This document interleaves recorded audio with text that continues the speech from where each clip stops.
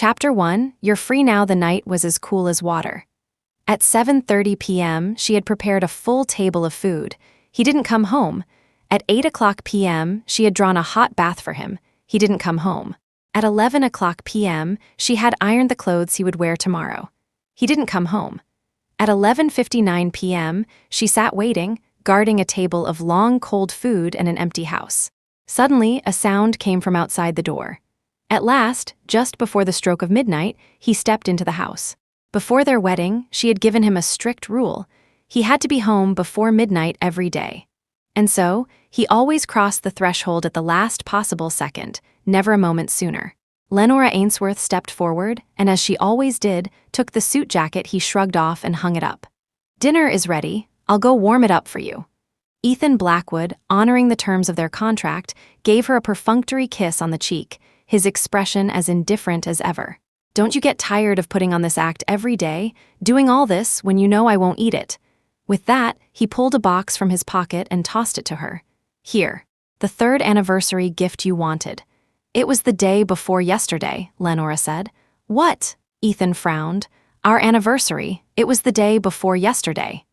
Every year, he would bring her a gift as stipulated in the contract, but every year he would get the date wrong. And the gifts he brought were never things she liked. A necklace with a star, a pendant shaped like a moon. How ironic. The woman in his heart was named Stella. Though he was married to her, he found endless ways to remind her. "Lenora Ainsworth, you trapped me in this marriage through despicable means. I will meet all your demands, but I do not love you. In fact, I despise you." Perhaps after 3 years, the pain had become so frequent that Lenora found her tolerance had grown surprisingly high. She put the gift away, forcing a smile. "I love the gift. Now go see the present I prepared for you." Ethan was about to say it wasn't necessary, but Lenora spoke again, insisting, "I left it on the table. I'm sure you'll like it." Ethan's brow furrowed. He walked slowly to the dining table, only to see a single document, divorce papers. "Happy 3rd anniversary, Ethan Blackwood," Lenora said from behind him, her words deliberate and clear. "Let's get a divorce." A flash of annoyance crossed Ethan's eyes. "What new trick are you playing now? I don't have time for your games. Go find Stella Ainsworth," she said. "From now on, you're free." 3 years ago, Stella had been diagnosed with leukemia and was in urgent need of a bone marrow transplant. As her half-sister, Lenora was a perfect match. And so, Ethan Blackwood had come to beg her. The golden boy, Ethan Blackwood, who had never bowed his head to anyone, was pleading with Lenora Ainsworth for Stella. At that moment, looking at him, her eyes had reddened, and she had proposed a condition. She would donate, but Ethan had to marry her. She had said, "After we're married, you have to love me, cherish me. No matter how busy you are, you must be home before midnight. You have to kiss me once a day, and give me a gift on every anniversary. We have to spend our whole lives like this." She was only describing a fantasy, never imagining he would sacrifice so much for Stella. He was silent for only a few seconds before saying, "Fine." He looked up, his eyes bloodshot from sleepless nights spent at Stella's bedside. "Any other demands? Be quick. Stella can't wait." In that instant, Lenora looked at him, unable to speak another word.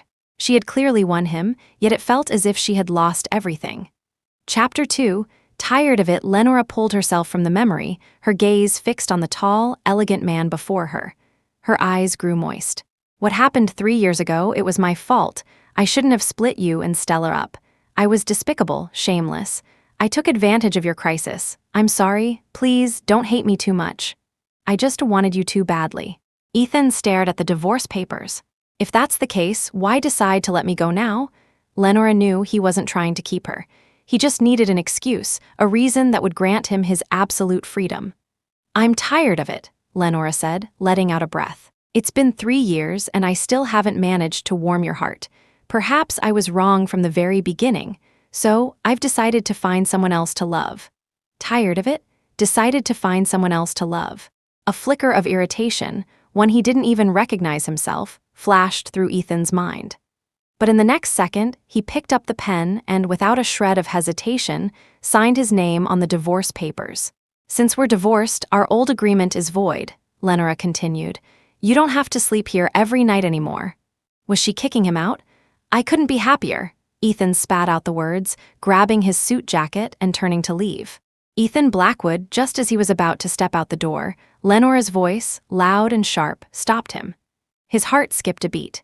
He turned slowly to see her standing in a white lace nightgown, the dim, yellow light making her seem fragile, as if she might collapse at any moment. He frowned slightly. When had her face become so pale? Lenora continued, "Do you remember the wish I made on our wedding day 3 years ago?" Ethan's frown deepened. Clearly, he didn't remember. He had never bothered to remember any detail related to her. Lenora's eyes were tinged with red as she spoke, word by word. "Ethan Blackwood, from this day forward, I will never love you again. There is nothing between us anymore. And don't invite me to your wedding with Stella Ainsworth. I won't come. I'll just wish you both a long life together, with many children and grandchildren in advance." "I certainly hope so," Ethan replied flatly, then closed the door and left. Only when he had completely vanished from her sight did Lenora's carefully constructed strength crumble. She sank to the floor, boneless. She didn't know how long she sat there before the phone suddenly rang. It was the moving company, calling to confirm if she really wanted them to take all her luggage directly to the dump to be incinerated first thing in the morning. Yes, burn it all directly. If she didn't deal with it, Ethan might come back someday and find it an eyesore. After settling everything, as the sky began to lighten, Lenora put on a trench coat. She took one last look at the home she had lived in for 3 years, then walked out the door without a backward glance. The taxi stopped at Easton City's largest beach. Lenora got out and gazed at the boundless ocean, feeling a sense of peace she had never known before. She slipped off her high heels and, after sending one last text message from her phone, walked step by step into the depths of the sea. The phone fell with a thud. She closed her eyes as the cold water surged over her head, instantly silencing her senses and plunging her into darkness. She didn't struggle. She let herself sink slowly into the abyss. "Ethan Blackwood, you really forgot. The wish I made 3 years ago was, Ethan, forgive me. I will only bind you for 3 years. In these 3 years, either you will fall in love with me, or I will leave your world completely." In the most final way, Chapter 3. The body. It was 3 days before Ethan Blackwood returned home. As he pushed open the door, a wave of cold, empty air hit him. He subconsciously held out his suit jacket, but there was no one there to take it. At his feet, there were no clean slippers waiting for him, and there was no glass of warm water being handed to him. He frowned, only then remembering the scene from 3 days ago. Lenora handing him divorce papers, saying they had nothing to do with each other anymore. At the time, he had sneered, walked out, and immediately had his assistant arrange a business trip. After all, this wasn't the first time Lenora had pulled a stunt like this. She would claim she had broken her leg, or that someone was bullying her, or she would deliberately disappear for a long time. In short, she would use all sorts of methods to get his attention. Unfortunately for her, his attention was never on her, nor did he want it to be. So this divorce must be another new trick she'd cooked up. He couldn't be bothered to play her games, so he left on a business trip. In a few days, she would naturally give up and go back to scheming. Everyone in the city knew that Lenora Ainsworth loved Ethan Blackwood to death. How could she ever truly want a divorce? But it had been 3 days. She should have had enough of her tantrum by now. Hadn't she come crawling back yet? Ethan scanned the empty apartment and realized she had moved all of her things out. The only thing left in the entire apartment that belonged to her was the divorce agreement on the table. He narrowed his eyes, and as if guided by some unseen force, he picked up the papers again. He hadn't looked closely before, but now he flipped through the pages. She was being generous, real estate, stocks, commercial properties, all movable and immovable assets she hadn't asked for a single cent. Everything was under his name. Suddenly, he stopped at one section, his brow furrowing slightly. Her own Unu group was also to be transferred to him. That was the only thing her deceased mother had left her. Her father, Douglas, had tried to take it from her many times, but she had defended it with her life, ready to fight anyone who dared to touch it. And now, she was giving it to him. It seemed that this divorce, this agreement she'd left behind, was exactly as he'd thought all an act. Ethan put down the papers and went straight to the bathroom. Fine. If she wanted to play games, he'd let her play to her heart's content. If she thought he would be the one to contact her first, she was dreaming. It was a sleepless night. When Ethan woke up, his head was throbbing. His face was grim as he got out of bed. Mrs. Gable, the housekeeper who came to clean in the morning, seemed to notice his mood and asked cautiously, "Mr. Blackwood, did you not sleep well last night?" Ethan asked, "Was there no aromatherapy or fresh flowers in my room last night?" He had always been a light sleeper, but with those two things in his room, his sleep had improved significantly. Last night, he hadn't seen them. Mrs. Gable was stunned. The aromatherapy and flowers? Miss Ainsworth always prepared those herself. She knew you had trouble sleeping and couldn't stand regular scents, so she spent a long time learning how to blend her own aromatherapy to create a fragrance you'd like. And the flowers, she would wake up early every morning to pick them herself so they would be fresh for your room. By the way, why haven't I seen Miss Ainsworth this morning? Ethan's expression changed slightly. He muttered she went back to her family's house, and then left. Because he had slept so poorly, Ethan had his assistant make him a cup of coffee as soon as he got to the office. But after the first sip, he frowned. "Why does this taste different? Who gave you permission to change my coffee?" He was extremely picky about his coffee and had only recently found a blend that suited his taste. "My apologies, Mr. Blackwood," the assistant stammered. "The coffee you usually drink was always delivered by Miss Ainsworth. I heard she blended it herself, but she hasn't sent any over the past few days, so I got you a different kind." Ethan froze. His brow furrowed and he said coldly, "Who told you to accept things from her?" "I'm sorry, Mr. Blackwood. It's just, Miss Ainsworth would wait downstairs in the heat for a long time, and we couldn't find any other coffee that you liked, so?" Get out, the assistant, not understanding why Ethan was suddenly so furious, scurried out of the office in terror, leaving Ethan alone in his chair, his brow clouded with anger. He couldn't even figure out what he was so angry about. Was it that Lenora had, without him realizing, seeped into every corner of his life? Or was it that the things he had come to rely on to like were all things she had brought him? This mood lingered until the afternoon before it started to subside.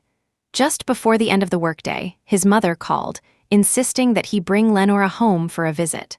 Lenora, who knew where she was hiding right now, waiting for him to come find her. Ethan frowned, picked up his suit jacket to leave, and as he passed the executive assistants area, he heard them whispering, "Oh my God, did you guys hear? Someone committed suicide by jumping into Westcliff Bay a few days ago. They said the body floated on the surface for 3 whole days and nights." Chapter 4. Never again, for real? How could it be fake? My husband is on the search and rescue team. He said when they pulled the body out, it was completely unrecognizable. There was nothing on the person to identify her. They only know it was a woman. They're still trying to identify her and find her family.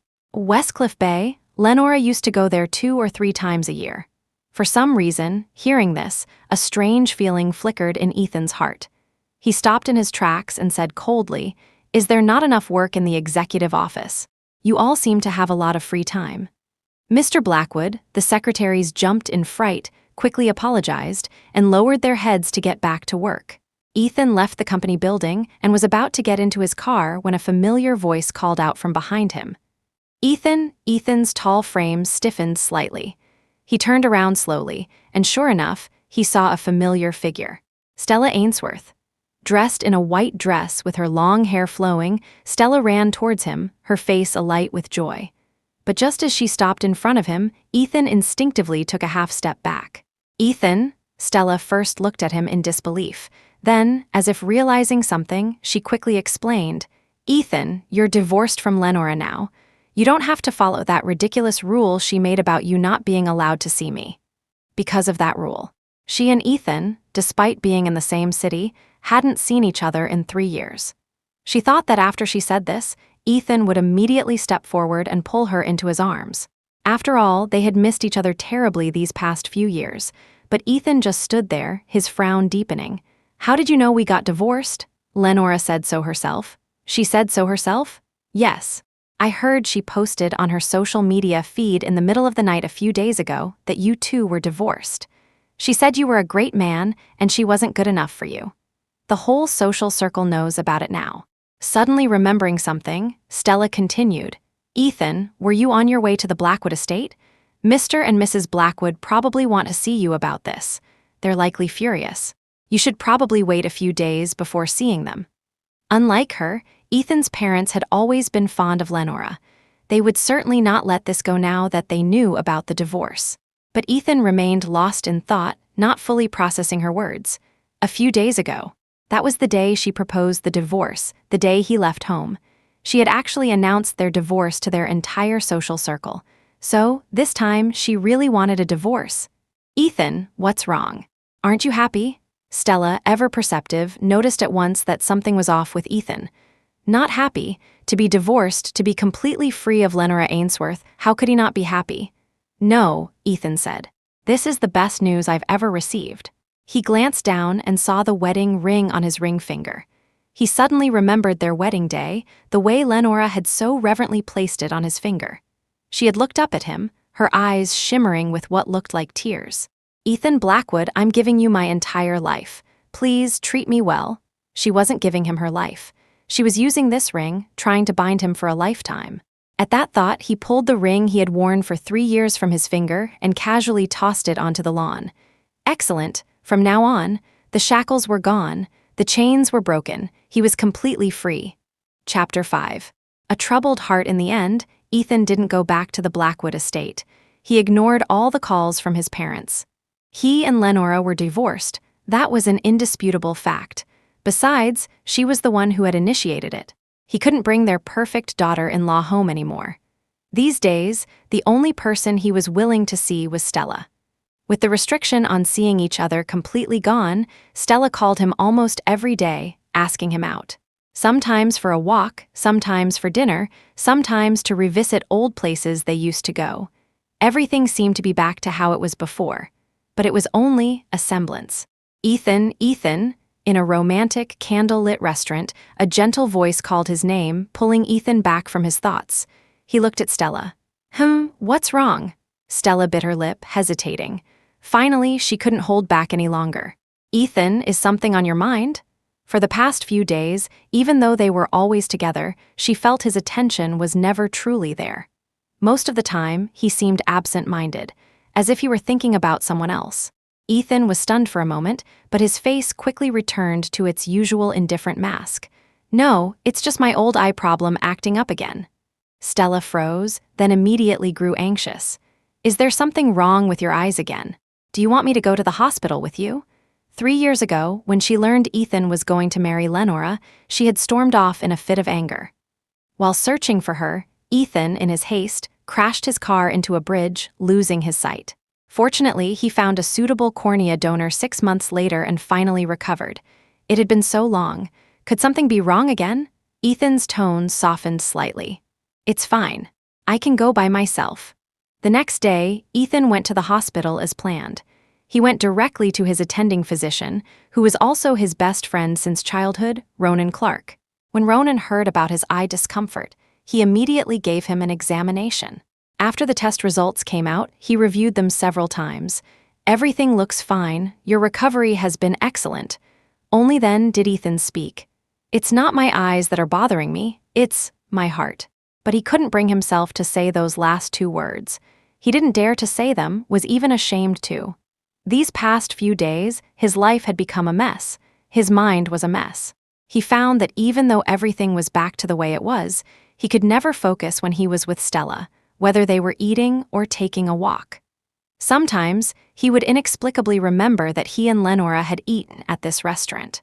Although he had been forced to come, and she had done most of the talking while he ate in silence.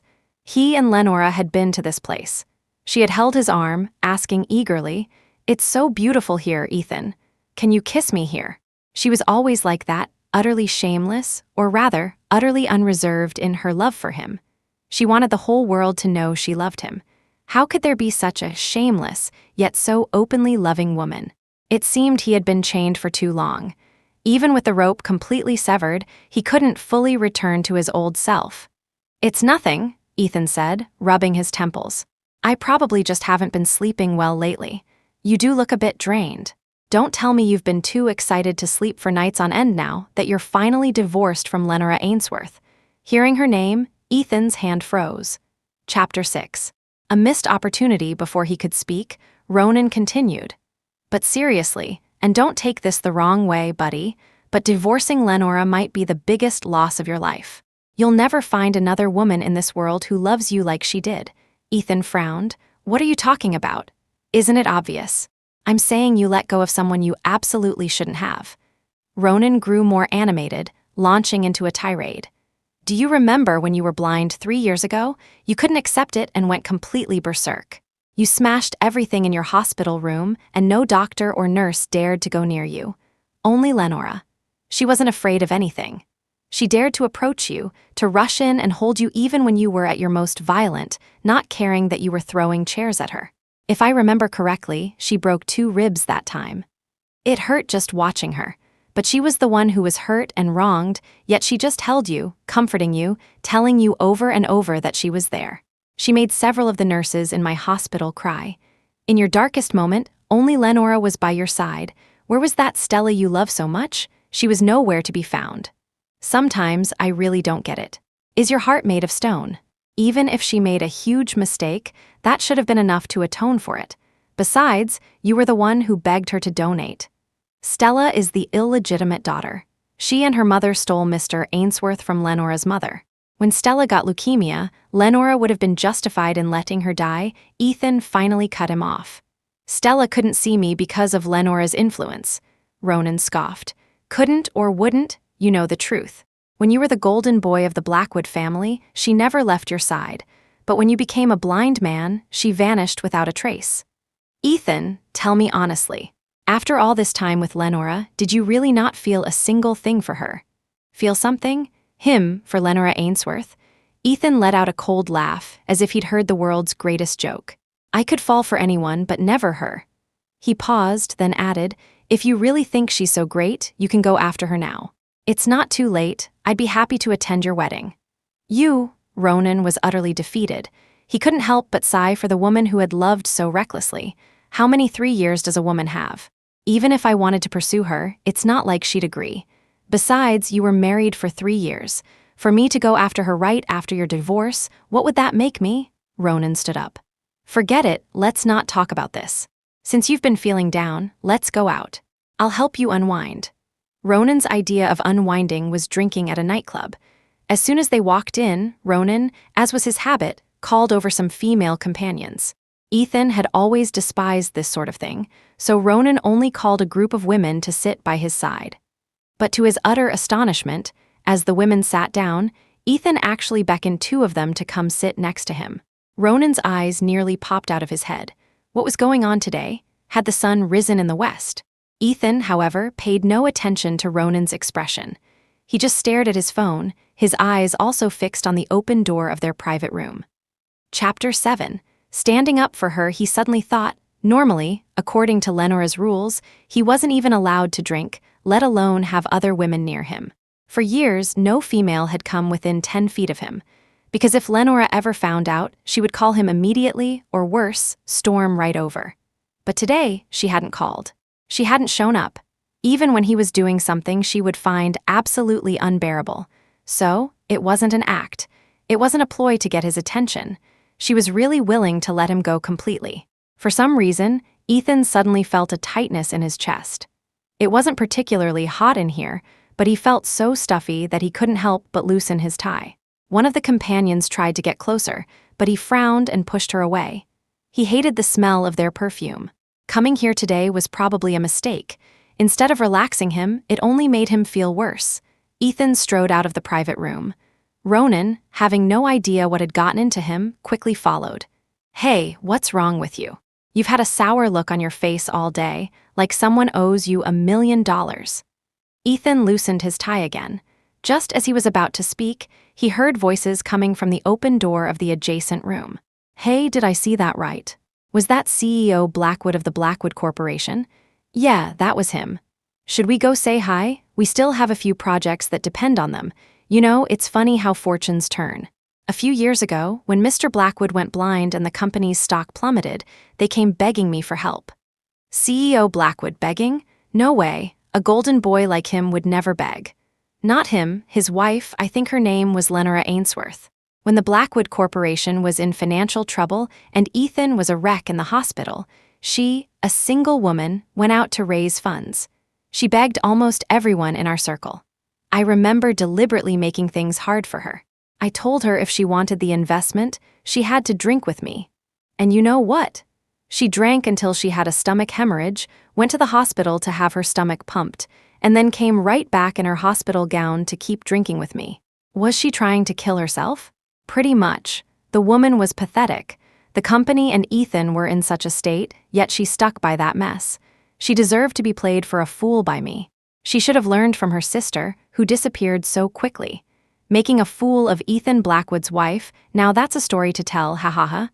The discussion inside was heated. Even Ronan's face had turned cold as he listened. He turned to look at Ethan and froze. He had never seen Ethan's face so terrifyingly cold. Before Ronan could say a word, Ethan had already kicked the door open. "Mr. Blackwood?" Amidst the shocked gasps, he grabbed a wine bottle from the table and smashed it violently over the man's head. The scene instantly descended into chaos.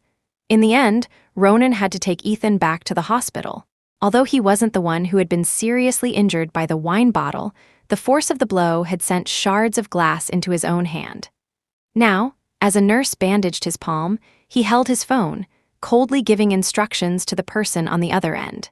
Yes, by tomorrow at the latest. Make the Luo Corporation go bankrupt.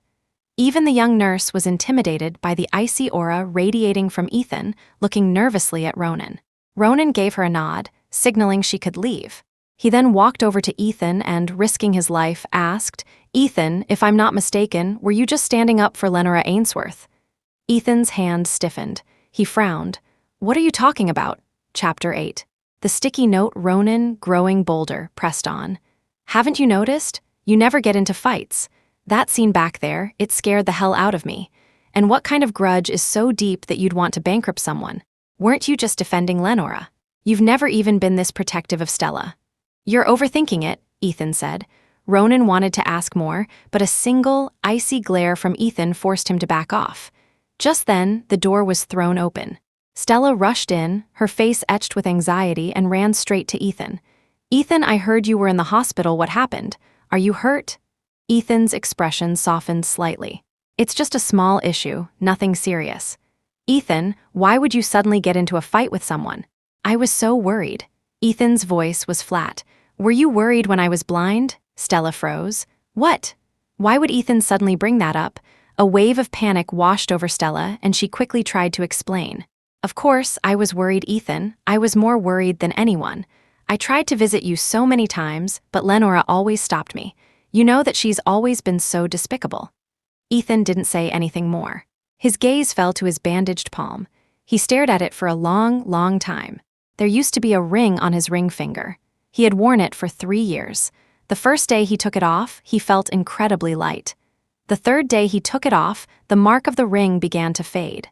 The fifth day he took it off, he found himself glancing at his finger from time to time. The seventh day he took it off, he thought he might be going insane. Some people are just that detestable. They leave, and yet they tear you apart. It felt like the whole world was telling him how much Lenora loved him, but he didn't love her. He told himself over and over again he didn't love her. But why, then, did his heart feel so heavy? Worried about infection, Ronan suggested he stay in the hospital for a day. Stella also offered to stay and take care of him, but he ignored her and left alone. He didn't go to the Blackwood estate, nor did he go to the office. He went back home, the home he was once required to return to before midnight every day. He pushed open the door to a pitch-black room. He reached out and flipped the switch and was met with nothing but cold, empty air. The place was so empty it felt as if no one had ever lived there. He searched around and realized she had been so thorough, not a single thing was left behind.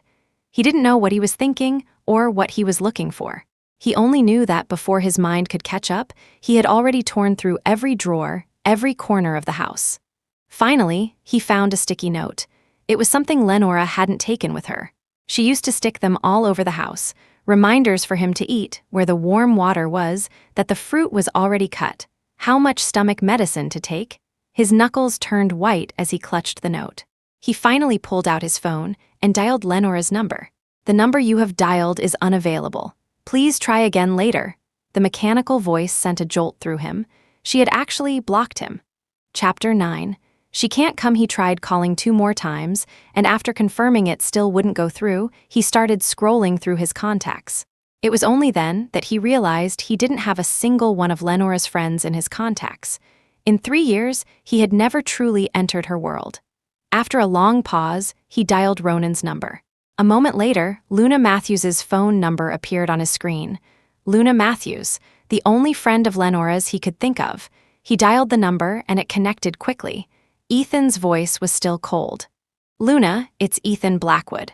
Tell Lenora she left some things at my place. Have her contact me immediately to pick them up." There was a long silence on the other end of the line before Luna's voice, terrifyingly calm, came through. "What things?" Ethan ignored the strangeness in her tone. "A sticky note." Luna was silent again. "She doesn't want it. She doesn't need it anymore." Ethan's tone grew colder. "Even if she doesn't want it, she can't leave it here. Tell her to come get it tomorrow." Luna simply said, "Okay," and hung up. Ethan frowned. He was about to call back when a text message came through. It was from Luna, with a time and place to meet the next day. Ethan stared at the message for a long time, the tightness in his chest finally easing a bit. He tossed the phone onto the bed. The next day, Ethan woke up early. He spent most of the day in meetings at the office. Seeing that it was getting close to the appointed time, he paused a meeting for the first time ever. His hand unconsciously reached for the sticky note in his suit pocket. As he passed the executive office, he again heard the employees gossiping excitedly. "Did you guys hear? The police finally identified the woman who jumped into the sea a few days ago. Who was it? Anyone we know? You sound so excited."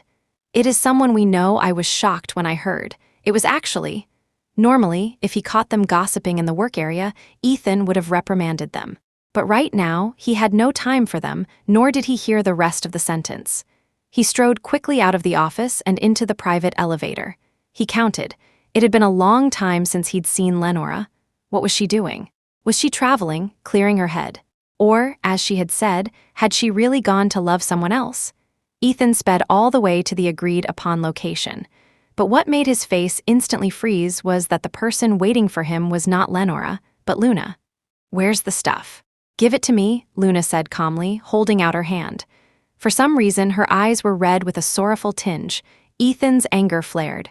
"Where's Lenora?" he said, his face cold. "I told you to have her come in person." Luna fought back her discomfort.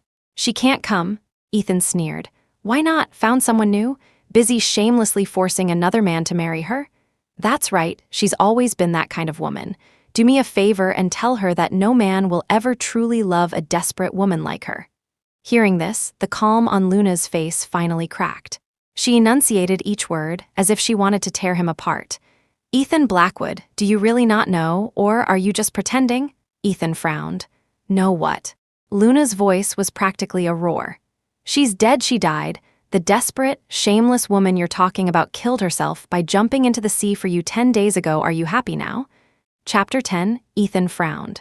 "What?" Luna's words were like daggers, each one meant to shred him. "She's dead. The shameless person you speak of jumped into the sea for you 10 days ago." It was like a bolt of lightning, exploding in Ethan's mind. For a moment, he thought he was hearing things. "What nonsense are you talking about?" He didn't know how long it took for those dry, hollow words to escape his lips. Luna clearly had no more patience for him. She snatched the sticky note from his hand. "If you truly didn't know, then it's better you never know." With that, she turned to leave. But after a few steps, she seemed to remember something and turned back. "Ethan Blackwood, Lenora was married to you for 3 years. For 3 years, she was a good wife, loving you like the apple of her eye. I once told her, my heart aching for her, that after 3 years, even a block of ice should have been warmed by her love. But I never thought that even in death, she wouldn't get a single word of love from you. Why did she fall for you? You probably don't even know the reason yourself. That year, her mother passed away. Your parents brought you to the Ainsworth home for the funeral. The golden boy of the Blackwood Corporation, so gentle and refined, stood before a little girl who was crying her heart out and gave her a clean handkerchief. You told her, don't be sad, wipe your tears. Someone in this world will love you in your mother's place. Her mother was gone, and her father brought another woman and child into the house. She had nothing, and she no longer believed in love. But you told her that someone would still love her. So she waited. Ethan Blackwood, she was the biggest fool I have ever seen in this world. For a love that had no hope, she threw her entire life away. You hate her so much for trapping you, but have you ever stopped to think, wasn't this just a transaction? Stella Ainsworth is an illegitimate daughter. If it weren't for Stella and her mother forcing their way in, Lenora's mother wouldn't have been driven to her death. If it weren't for Stella, she wouldn't have been homeless despite having a home. So, if you were in her shoes and Stella got leukemia, would you have willingly donated your bone marrow? I don't think even a saint could do that. So you have no right to condemn her for this. She had no obligation to save Stella. But you went and begged her, so she saved her and she set a condition. That was perfectly reasonable. Ethan Blackwood, you need to remember one thing, she is not the shameless person you call her. What you two had was a transaction that you yourself agreed to. She never owed you anything. She was good to you, and you got used to it, but that's no reason to keep condemning her. What right do you have to condemn her? As her ex-husband, don't come to her funeral. I don't think she would want to see you again. I wish you and Stella a long and happy life together, with many children and grandchildren. With that, Luna turned and walked away for good, leaving Ethan standing there alone, his entire being feeling as if his soul had been ripped out. By the time he wanted to grab Luna and demand a clear explanation, she was already in a taxi, speeding away before his eyes. Chapter 11, Ethan didn't know how long he stood there, motionless. The ringing of his phone finally brought him back to his senses. It was Stella. For the first time, Ethan didn't answer her call. He silenced it and strode quickly toward his parked car. The car sped along the road. Ethan lost count of how many red lights he ran before he finally screeched to a halt in front of his house. He jumped out of the car, not even bothering to close the door, and raced inside. He threw open the door, and a wave of cold air washed over him. It was the time of day when the hired housekeeper usually cleaned. Mrs. Gable was in the living room and was startled to see Ethan return at this hour. "Mr. Blackwood, why are you back at this time? What's wrong with your eyes? Why are they so red?" Even Mrs. Gable, who rarely interacted with Ethan, could instantly tell something was wrong. Ethan finally spoke. "Lenora, has she been back these past few days?" It had been over half a month since she had proposed the divorce and moved her things out. She couldn't have not come back even once. She must have. Mrs. Gable was stunned, surprised that Ethan would proactively ask about Miss Ainsworth. "Mr. Blackwood, I haven't seen Miss Ainsworth at all when I've come to clean. I thought she had gone on a trip." "Mr. Blackwood, if you have something important to discuss with her, you could call her." Ethan had called Lenora. On the way home, he had called her nearly a dozen times. Each time, the call failed to connect. She had completely blocked his number. He had even stopped to buy a new phone and tried calling with a new number. Still, it wouldn't connect. Luna's words were like a thunderclap, stirring waves in his once calm heart. At first, he didn't believe it. Even now, he refused to believe it. This had to be a cruel prank that Lenora and Luna had cooked up together. As soon as he found her, the prank would be over. Suicide. How could she possibly commit suicide? "This is 3 months' salary, paid in advance. I want you to stay here all day for the next few days. I'm buying all your time. The moment you see Lenora return, notify me immediately." Mrs. Gable froze, staring at the card in front of her, unable to react. "Mr. Blackwood." But before she could finish, Ethan had grabbed his car keys and was out the door again. He drove to the Blackwood family estate. The moment he got out of the car, he rushed to the main gate. In the years since Lenora had married into the Blackwood family, she had always been a favorite of his parents. She would visit them 2 or 3 times a week. Even after a divorce, given her affection for them, it was impossible that she hadn't come by even once. Even if she wanted to cut ties with him completely, she would have come to see his parents one last time. Maybe she had told his parents where she was going. Maybe his parents were still in contact with her. Ethan's mind was in chaos. He didn't even realize his hand was shaking as he pressed his fingerprint on the scanner. "Young master?" Chapter 12. The moment he opened the door, a housekeeper greeted him, looking surprised to see him home at this hour. "Mr. and Mrs." Blackwood heard the commotion and came out from the living room. Mrs. Blackwood was the first to react, giving the housekeeper a look to go prepare dinner before walking up to Ethan. "Why are you back at this time? We called you several times, but you wouldn't answer." Ethan, still in his suit, said directly, "Has Lenora been here?" Both of his parents were stunned. His father was the first to recover, slamming his cane heavily on the floor. "I haven't even had a chance to deal with you about this. And you have the nerve to bring it up yourself. I've heard the rumors all over our social circle that you and Lenora are divorced. What in the world is going on? Explain yourself," Mrs. Blackwood chimed in, her face full of worry. "Ethan, what is going on with you and Lenora? She's such a wonderful girl. In the 3 years she's been married to you, she hasn't done a single thing wrong and has served us with utmost dedication. What more could you possibly be dissatisfied with? Do you really have to marry that Stella Ainsworth? That girl's intentions are not pure. Even if you two get together, how long could it last? You haven't been answering your phone, and we can't find Lenora. We've been sitting at home worried sick. In any case, your father and I will not agree to this divorce. You go and bring that girl back to us right now." Ethan couldn't register his parents' scolding. His mind was fixated on one thing. "We can't find Lenora either." They couldn't reach Lenora. Lenora hadn't been here. She was being so resolute.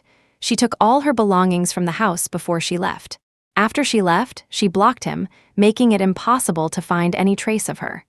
She hadn't even visited the Blackwood estate, a place she used to frequent. It was because she was so hard to find that Luna had been able to fabricate such a ridiculous and absurd story. His parents' complaints continued to echo in his ears, but Ethan couldn't hear a word. He just muttered, "I'll find her," and rushed out the door. Not at home, not at the Blackwood estate. Where else could he find her? For the first time in his life, Ethan felt an inexplicable panic. He realized that even when Stella was pale and lying in a hospital bed with leukemia, his heart had never been in such turmoil. Finally, he drove to the Ainsworth house. It was the only other place he could think of where Lenora might be. He never thought that after all the times Lenora had threatened to divorce him and move out, he would one day be searching for her so frantically. It must be a joke. A cruel joke from Luna, he thought, so absurd that he had to find Lenora to prove it was just a joke. He had never driven this fast in his life. Today alone, he had done it 3 times. By the time he reached the Ainsworth house, it was late at night. Stella opened the door, and a flash of surprise and delight crossed her face when she saw Ethan. She had called him 3 or 4 times today to ask him out, but each time the call went to voicemail. Thinking he was busy with work, Stella, though frustrated, could do nothing but sulk at home. She hadn't expected the doorbell to ring and for Ethan to be standing on her doorstep. "Ethan," Stella's joy was undisguised. She was about to ask if he had just gotten off work and why he had come to see her so late, but before the words could leave her mouth, her smile froze. Because Ethan had already brushed past her, walking inside and asking, "Is Lenora home?" Chapter 13, Ethan. "What did you say?" Stella couldn't believe what she was hearing. Lenora? He had driven all this way in the middle of the night, not to see her, but for Lenora, to find Lenora. Seeing that Stella didn't give him the answer he wanted, Ethan walked straight into the living room. It was empty. The Ainsworth house had 3 bedrooms. One was the master bedroom, one a guest room, and the other. Seeing Ethan stop in front of one of the rooms, Stella hurried over. "Ethan, this is my walk-in closet. Do you want to take a look inside?" Ethan didn't answer. Instead, he looked at her and said, "Stella, the Ainsworths have 3 bedrooms." Stella, not understanding, thought he was just asking and nodded. "Yes." There were 3 bedrooms. Ethan's gaze darkened. "One for your parents, one for you. And the last one you turned into a walk-in closet, is that right?" Stella still didn't quite understand what he was trying to say. "Yes, Ethan, what's wrong?" But Ethan's face was growing darker by the second. He said, word by word, "Then where does Lenora stay when she comes home?" When he was a child, whenever his parents fought, if his father did anything to upset his mother, she would pack her bags and go back to her parents' house. He believed it was the same for other families. When a woman is wronged, she goes home. It was an age-old custom.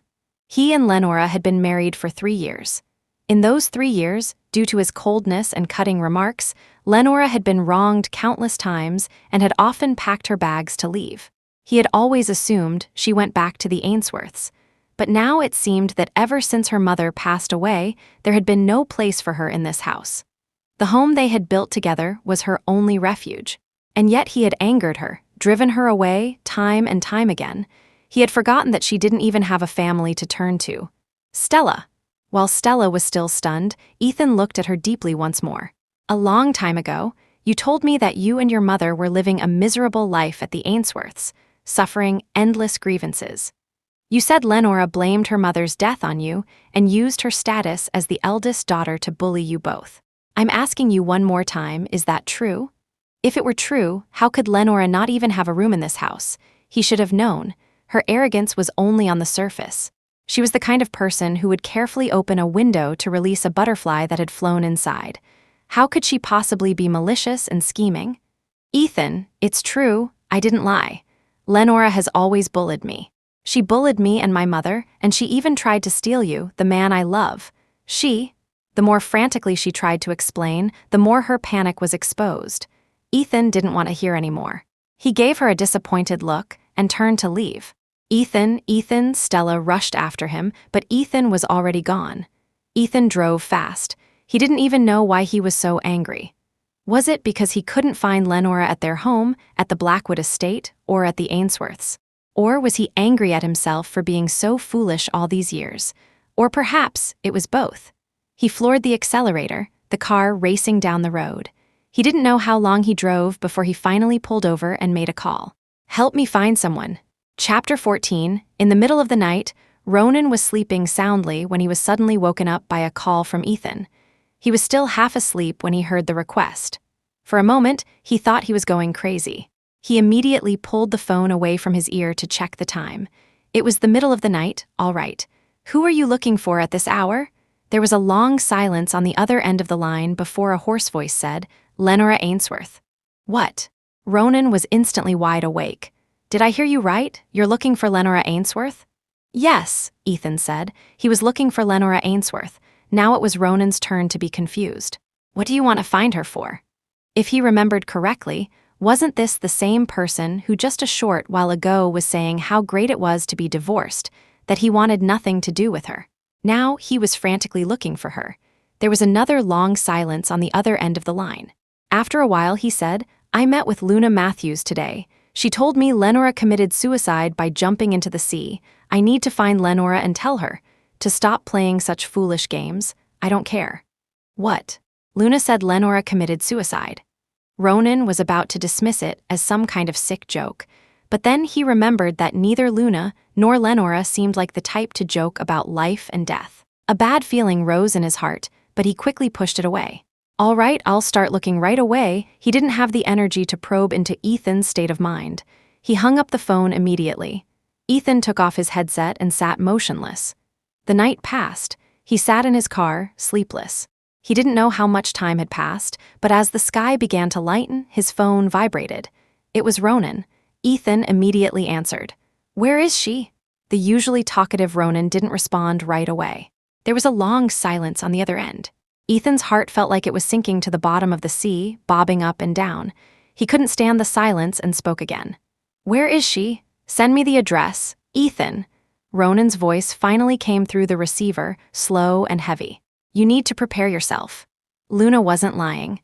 A few days ago, someone committed suicide by jumping into Westcliff Bay. The body was bloated and unrecognizable. The police have been trying to find the family to identify the body. 2 days ago, after a comparison, they confirmed it was Lenora Ainsworth. They also managed to restore her phone. The only contact left was Luna, so the police contacted her. Luna has already claimed the body and is quietly arranging the funeral. I checked the date. She jumped into the sea the day after your divorce. Ronan choked up and couldn't continue. Now it was Ethan's turn to be silent.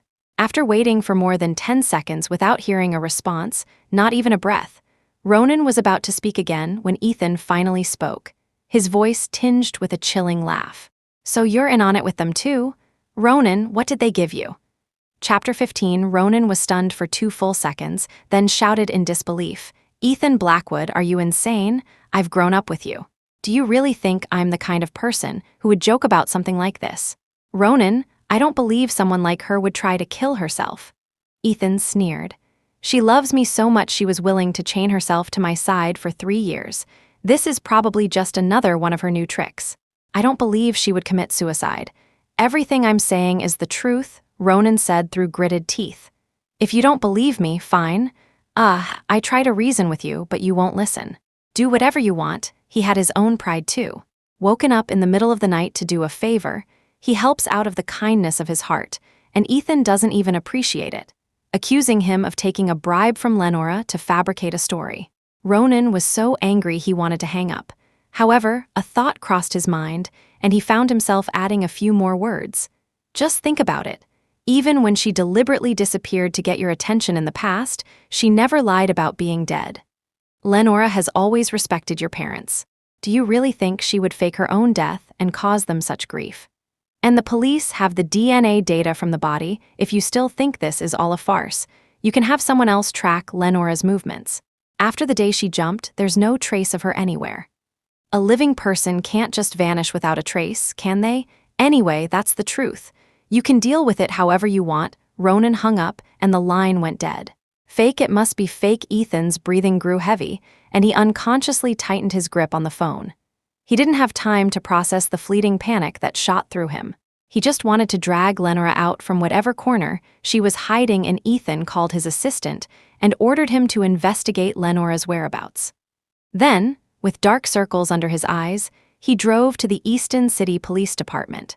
The police quickly recognized him as the renowned local business magnate and respectfully welcomed him in. "You're looking for Lenora Ainsworth?" The officer was stunned.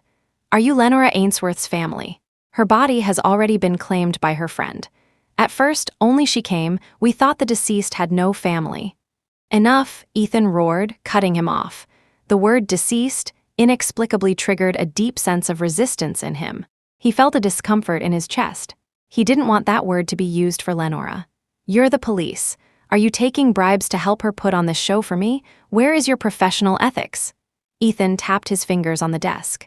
The officers exchanged confused glances, clearly not understanding what he was talking about. "Mr. Blackwood, we don't quite understand what you mean, but the data doesn't lie. Lenora Ainsworth is indeed the female body recovered from the sea a few days ago." Ethan scanned each person present with an icy gaze. "If you continue to lie to me, don't blame me for losing my patience and reporting you to your superiors." Everyone's expression turned sour. The officer who had spoken first said, "Mr. Blackwood, we conduct our work by the book and for the people. The situation you're describing does not exist. If you have doubts, you are free to investigate. The result is an unchangeable fact." They all grumbled internally. Why are the rich so bizarre these days? Ethan stared at him, his eyes slowly turning bloodshot. In the end, he had no choice but to leave, filled with unwilling resentment. Chapter 16. Ethan hadn't slept for 2 days. He sat in the living room, the floor littered with cigarette butts, trying to use smoking to ease his agitated mood. The table was covered with documents: Lenora's death certificate and the investigation report on her whereabouts submitted by his assistant. Everything pointed to one conclusion: Lenora Ainsworth was dead, so she really hadn't left anything for herself. In the divorce agreement, she didn't even want the Unyu Group. Wait, the Unyu Group. A flash of insight struck Ethan. He felt he had found the perfect way to force Lenora out of hiding. That woman cherished her mother's legacy, didn't she? Then he would destroy Unyu. Let's see, if she dared to stay hidden, then she would definitely come out. Having made his decision, he immediately began to manipulate Unyu stocks. Ethan announced on his social media page that he was selling the Unyu Group at an extremely low price. The news sent shockwaves through the business world. Messages from friends poured in, his phone buzzing incessantly. "No way, Mr. Blackwood. Unyu is worth much more than that. A listed company with a market value of at least several billion, and you're selling it for a few $100 million. When did you become a philanthropist? Mr. Blackwood, are you still holding a grudge against Lenora to the point of selling her things for cheap?" The first call Ethan received was from Stella. "Ethan, you're selling the Unyu Group. I have a friend who wants to buy it and asked me to negotiate with you." Ethan took a drag from his cigarette, exhaling a cloud of smoke. "This friend you're talking about, it's your father, isn't it?" The woman on the other end seemed to choke for a moment. "Ethan, no, don't think like that. I'll sell it to anyone but Douglas Ainsworth." Stella's voice came through the phone, full of grievance and disappointment. "Ethan, the Unyu Group was originally part of our Ainsworth family. Even if father wants it, it's only right. But this time it really isn't him, it's another friend. He's coming back to the country soon." Ethan slowly curved his lips into a chilling smile. If I remember correctly, the Unyu group belonged to Lenora's mother, not the Ainsworth family. Stella was in disbelief. Ethan had always cherished her. Their last unpleasant encounter was already unexpected. Ethan's unusual focus on Lenora made Stella very nervous. Under the guise of a friend wanting to acquire Unyu, she took the opportunity to call Ethan, hoping to build a bridge between them. But this time, Ethan was not buying it. "Ethan, you've misunderstood me," she explained hastily. "No matter what, Lenora is an Ainsworth, that's why I said that. You can also sell it to the person I introduce. He's offering a very high price. He's the son of a foreign conglomerate, you two can connect." Lenora is an Ainsworth. That's the funniest joke I've ever heard. A family that doesn't even leave a room for her? Ethan had completely lost his patience and hung up. Not long after, a call from his father came through. "Ethan Blackwood, you're getting more and more out of line. Who told you to sell the Unyu group?" Mr. Blackwood was furious. "I've already heard from that girl, Luna. Lenora committed suicide by jumping into the sea. The funeral is tomorrow. I told you to find her, to make things right with her. What have you done?" "I saw Lenora's divorce agreement. She gave you all her assets and you're trying to sell Unyu for such a low price. How can you face Lenora? Huh. If it weren't for your coldness and neglect, Lenora wouldn't have reached this point. You've ruined her." His father scolded him, full of disappointment. Ethan was speechless, then a faint smile appeared on his face. "Dad, don't worry. She's definitely still alive, she just doesn't want to see me," he said slowly. "I announced that I'm selling Unyu. She'll definitely come out of hiding." His father wanted to tell him to wake up, but he just sighed in resignation. It was their Blackwood family that owed Lenora. "You just keep living in your dream world," Mr. Blackwood roared and hung up the phone. Chapter 17, Ethan didn't remember when he finally fell into a deep sleep. He had a long dream. He dreamt of Lenora, sitting in the home he once detested, waiting endlessly. When he woke up, Ethan still felt a sense of loss. He got the address for Lenora's funeral from a friend and drove there. The funeral was arranged by Luna, and she had invited friends from their social circle. Since Lenora's body had been cremated, only a black and white portrait and an urn were displayed in the hall. The woman in the portrait was pale and fragile, yet her smile was radiant. Luna wore a long black dress and held a black umbrella, her eyes red and swollen from crying. The guests were all dressed in black suits, silent. When Ethan pushed open the door and barged in, he made a loud noise, and everyone turned to look at him. "Is this act over yet? Luna, tricking so many people is not a good look," he sneered coldly. Ethan adjusted his tie in annoyance and scanned the room, noticing that everyone was looking at him with strange expressions. In the silent hall, only the sound of Luna's high heels clicking on the floor could be heard. She walked slowly up to Ethan, stopped, and then raised her hand. Slap. Ethan's head was knocked to the side, a red palm print appearing on his cheek. "This slap is for Lenora." Luna bit her lower lip, screaming with a broken heart. "I told you not to come to her funeral. From now on, you can be as lovey-dovey with Stella as you want, sell the Unyu group, whatever. Everything you do has nothing to do with Lenora anymore." Yesterday, when she learned Ethan was selling Unyu, Luna was both angry and helpless. Before her suicide, Lenora had given him all her assets, including the Unyu group. Although Ethan's actions were ungrateful and cruel, Luna couldn't control how he handled his property. Luna didn't have the energy to deal with it anymore. She was heartbroken over Lenora and had been running herself ragged, managing everything. She simply had no strength left. She wanted to buy the Unyu group herself to protect what was Lenora's, but her family was in the middle of a major project and couldn't spare the funds. Luna felt a profound sense of powerlessness. She vented all her anger on the culprit, Ethan Blackwood. Ethan wiped the corner of his lip with his sleeve, a cold smile on his face. "Luna, if you don't want the Matthews family to have a problem with me, then tell Lenora to come out. I'm tired of your games." Luna was about to lose her mind. "Ethan Blackwood, you're being unreasonable. I've already told you Lenora is gone. What more do you want? The Matthews family has done nothing to you. You're threatening me in front of everyone over a personal grudge, demanding that a dead person come out. Are you insane?" She silently rolled her eyes. An acquaintance stepped forward to pull Ethan away, whispering in his ear, "Mr. Blackwood, this is real. The police department has already issued a death certificate, and her accounts have been closed." Ethan looked around blankly. Almost all the new money, rich kids, and heirs of prominent families in the business world were here, looking at him with indescribable expressions, telling him that this was no show, no act. Lenora was really dead. He suddenly staggered back 2 steps, his back slumping. His heart felt like it was being sliced back and forth by a cold, blunt knife, grinding him until he was bleeding profusely. Ethan didn't understand why he was in so much pain. A pain that seeped into his bones, so intense he thought he was about to die. Ethan let out a low laugh, his expression more painful than if he were crying. He let out a twisted scream, suddenly pushed Luna aside, and in front of everyone's horrified eyes, swept the portrait and offerings from the table. Lenora, Lenora, Lenora. He began to smash the memorial hall, like a man possessed. Chapter 18. In the end, Ethan was forcibly restrained and given a sedative, which put him to sleep. Although there wasn't much damage, Lenora's funeral was ruined, and the rumors spread like wildfire. Luna blocked him completely, vowing to never have anything to do with him again. Ethan woke up in the hospital to the sight of his parents' faces. His mother, heartbroken, pounded the bed. "Ethan, you have disappointed us so much. As the heir to the Blackwood family, to lose your mind in front of so many prominent people, to trash your ex-wife's memorial. What were you thinking? Lenora's suicide. Are you still refusing to accept it? What's the use of deceiving yourself?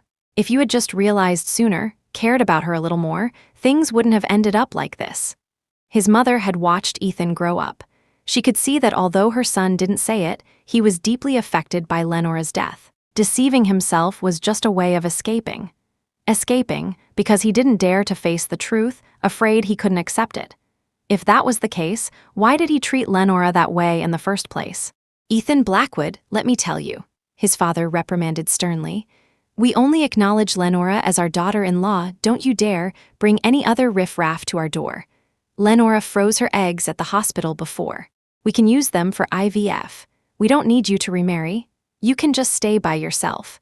You'll never find another wife as wonderful as Lenora." His father helped his sobbing wife out of the room. Ethan leaned back on the hospital bed, his mind blank. He didn't know what was happening to him. The thought of that woman, Lenora, being gone from his life forever. He felt sad. A heart-wrenching sadness crawled up his spine, so heavy he could barely breathe.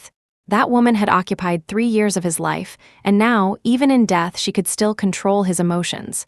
Ethan's head ached. He closed his eyes to rest. "Ethan, are you okay?" From outside the room, Stella's sweet voice drifted in. She walked in quickly, her expression worried, and reached out to take Ethan's hand. "I called you a dozen times, but you didn't answer. I was worried something had happened to you, so I rushed over." Ethan instinctively frowned and pulled his hand away. Lenora was in Ainsworth, yet not a single member of her family had shown up at her funeral. It showed just how cold-hearted the Ainsworths were. No, Lenora was an exception. He used to see Stella through a halo of light, but now he didn't want to have anything to do with her. Maybe it was because he had gotten used to keeping his distance over the past 3 years, or maybe it was because he had discovered her two-faced nature. Lenora had saved her life, yet she slandered Lenora and didn't even attend her funeral.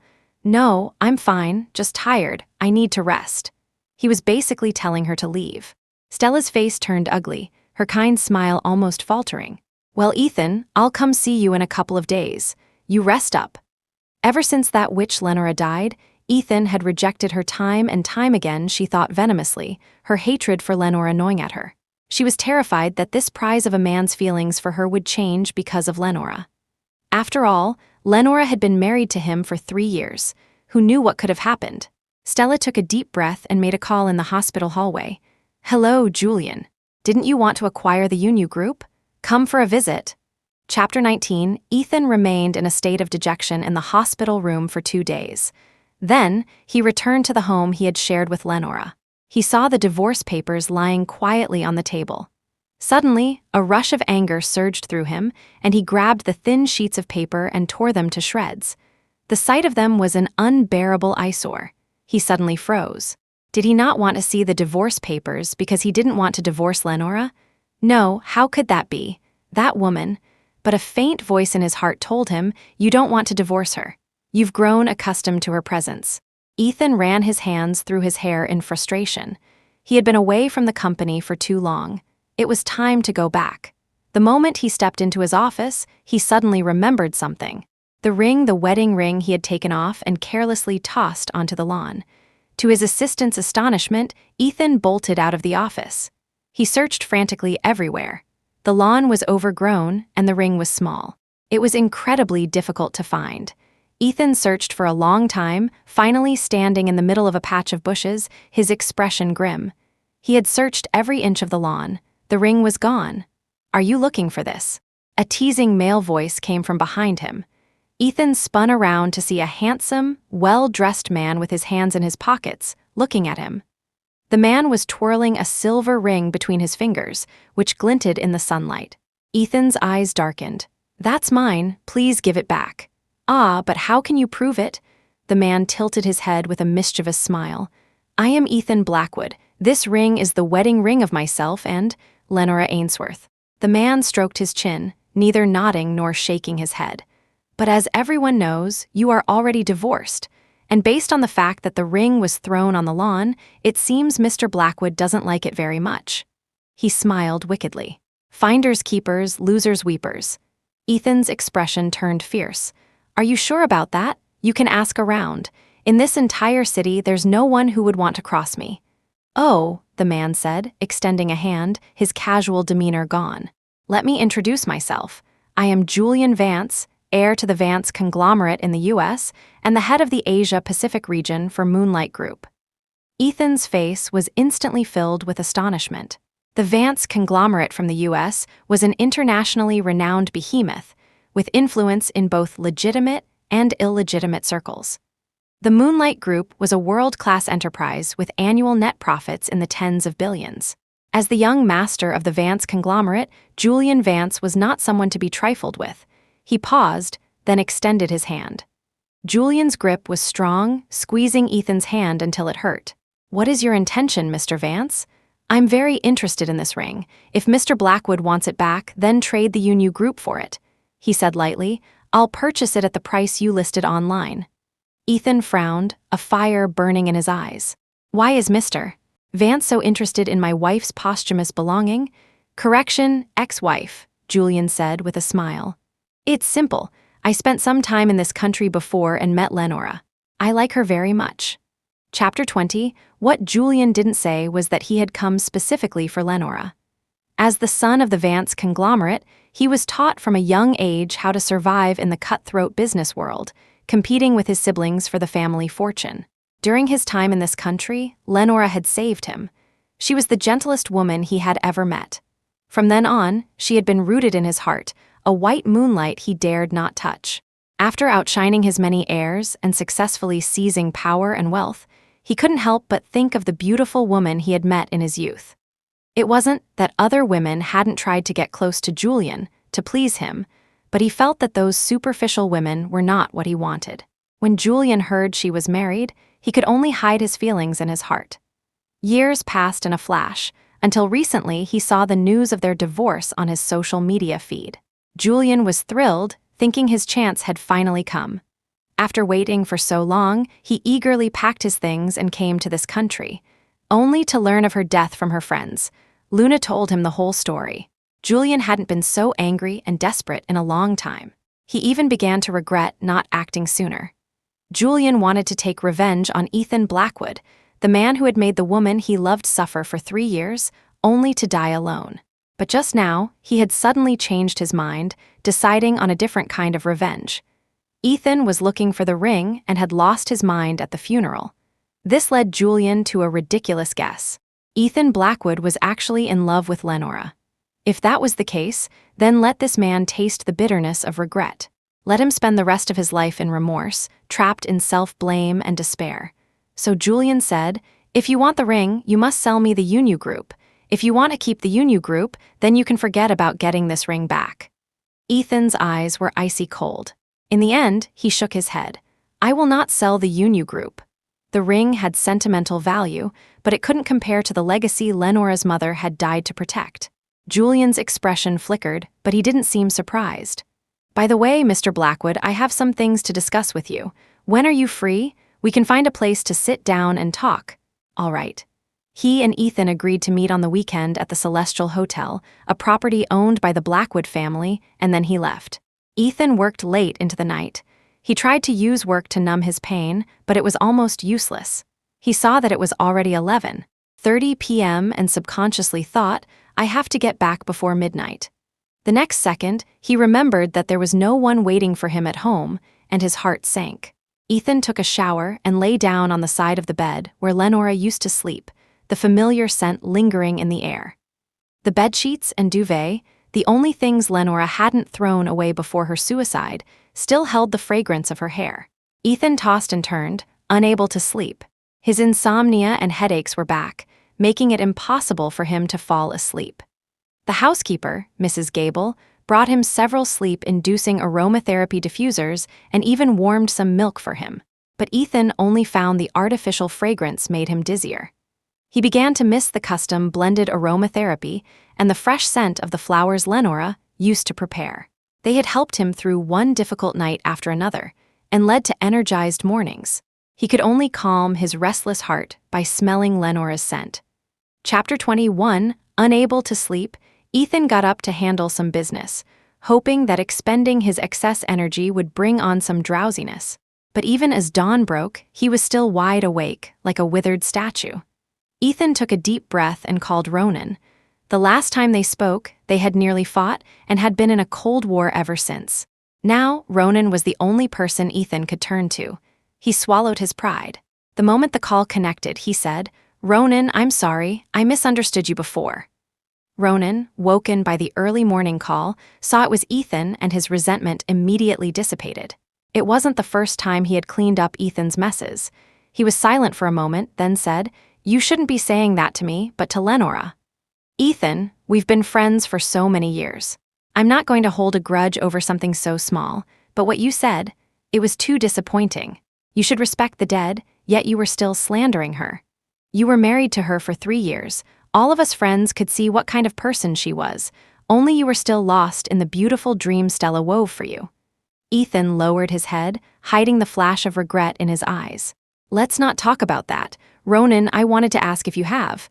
He hesitated, then slowly uttered, "Any pictures of Lenora?" Ronan was stunned. "You want her pictures?" he said, his tone odd. "She threw everything away. The house is empty. Or, did she leave any other traces behind?" Ethan didn't say that the house felt so foreign it made him anxious, that he desperately wanted to fill it with something. Habit is a terrifying thing. Having grown accustomed to Lenora arranging everything for him, her absence was causing him immense suffering. Since his encounter with Julian, his pain had only deepened. It was as if someone was carving Lenora's name into his heart with a knife, leaving it a bloody mess. "I can try to find some group photos from others and get them printed for you, but as for her belongings, there's nothing. Even Luna didn't get any of Lenora's personal effects. That woman didn't intend to leave anything behind. Even if there was something, Luna probably wouldn't give it to you." Ronan tried to hold back, but he couldn't resist asking, "Hey, Ethan, tell me. You really did fall in love with Lenora, didn't you?" Ethan froze. Not long ago, he could have confidently said that Lenora was the person he despised the most. But now, faced with Ronan's question, he instinctively wanted to deny it, but he hesitated. Did he love Lenora? If the answer was no, then why did he miss her so much? Hearing no response, Ronan sighed. "I knew it. Lenora was an excellent, considerate, gentle, and captivating woman. Any man who met her would feel a genuine affection for her." Ronan had never understood why Ethan was so indifferent to such a wonderful woman. But based on Ethan's recent behavior, it was highly likely he was in love without realizing it. Ronan's feelings were complicated. He didn't know whether to pity Lenora or worry for his friend. After neglecting Lenora for 3 years, to realize he had fallen for her all along. Wasn't it ridiculous and ironic? But for Ethan, Ronan wasn't surprised at all. Chapter 22, Ethan was stubborn as a mule and hated when others invaded his space or plotted against him.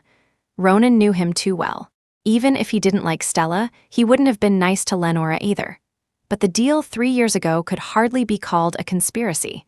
Lenora had done nothing wrong. In this whole fiasco, she was the one who had given the most. Perhaps Ethan had figured it out long ago, but his attitude remained terrible. He did everything he could to be harsh and indifferent to his wife, never imagining that he would face retribution years later.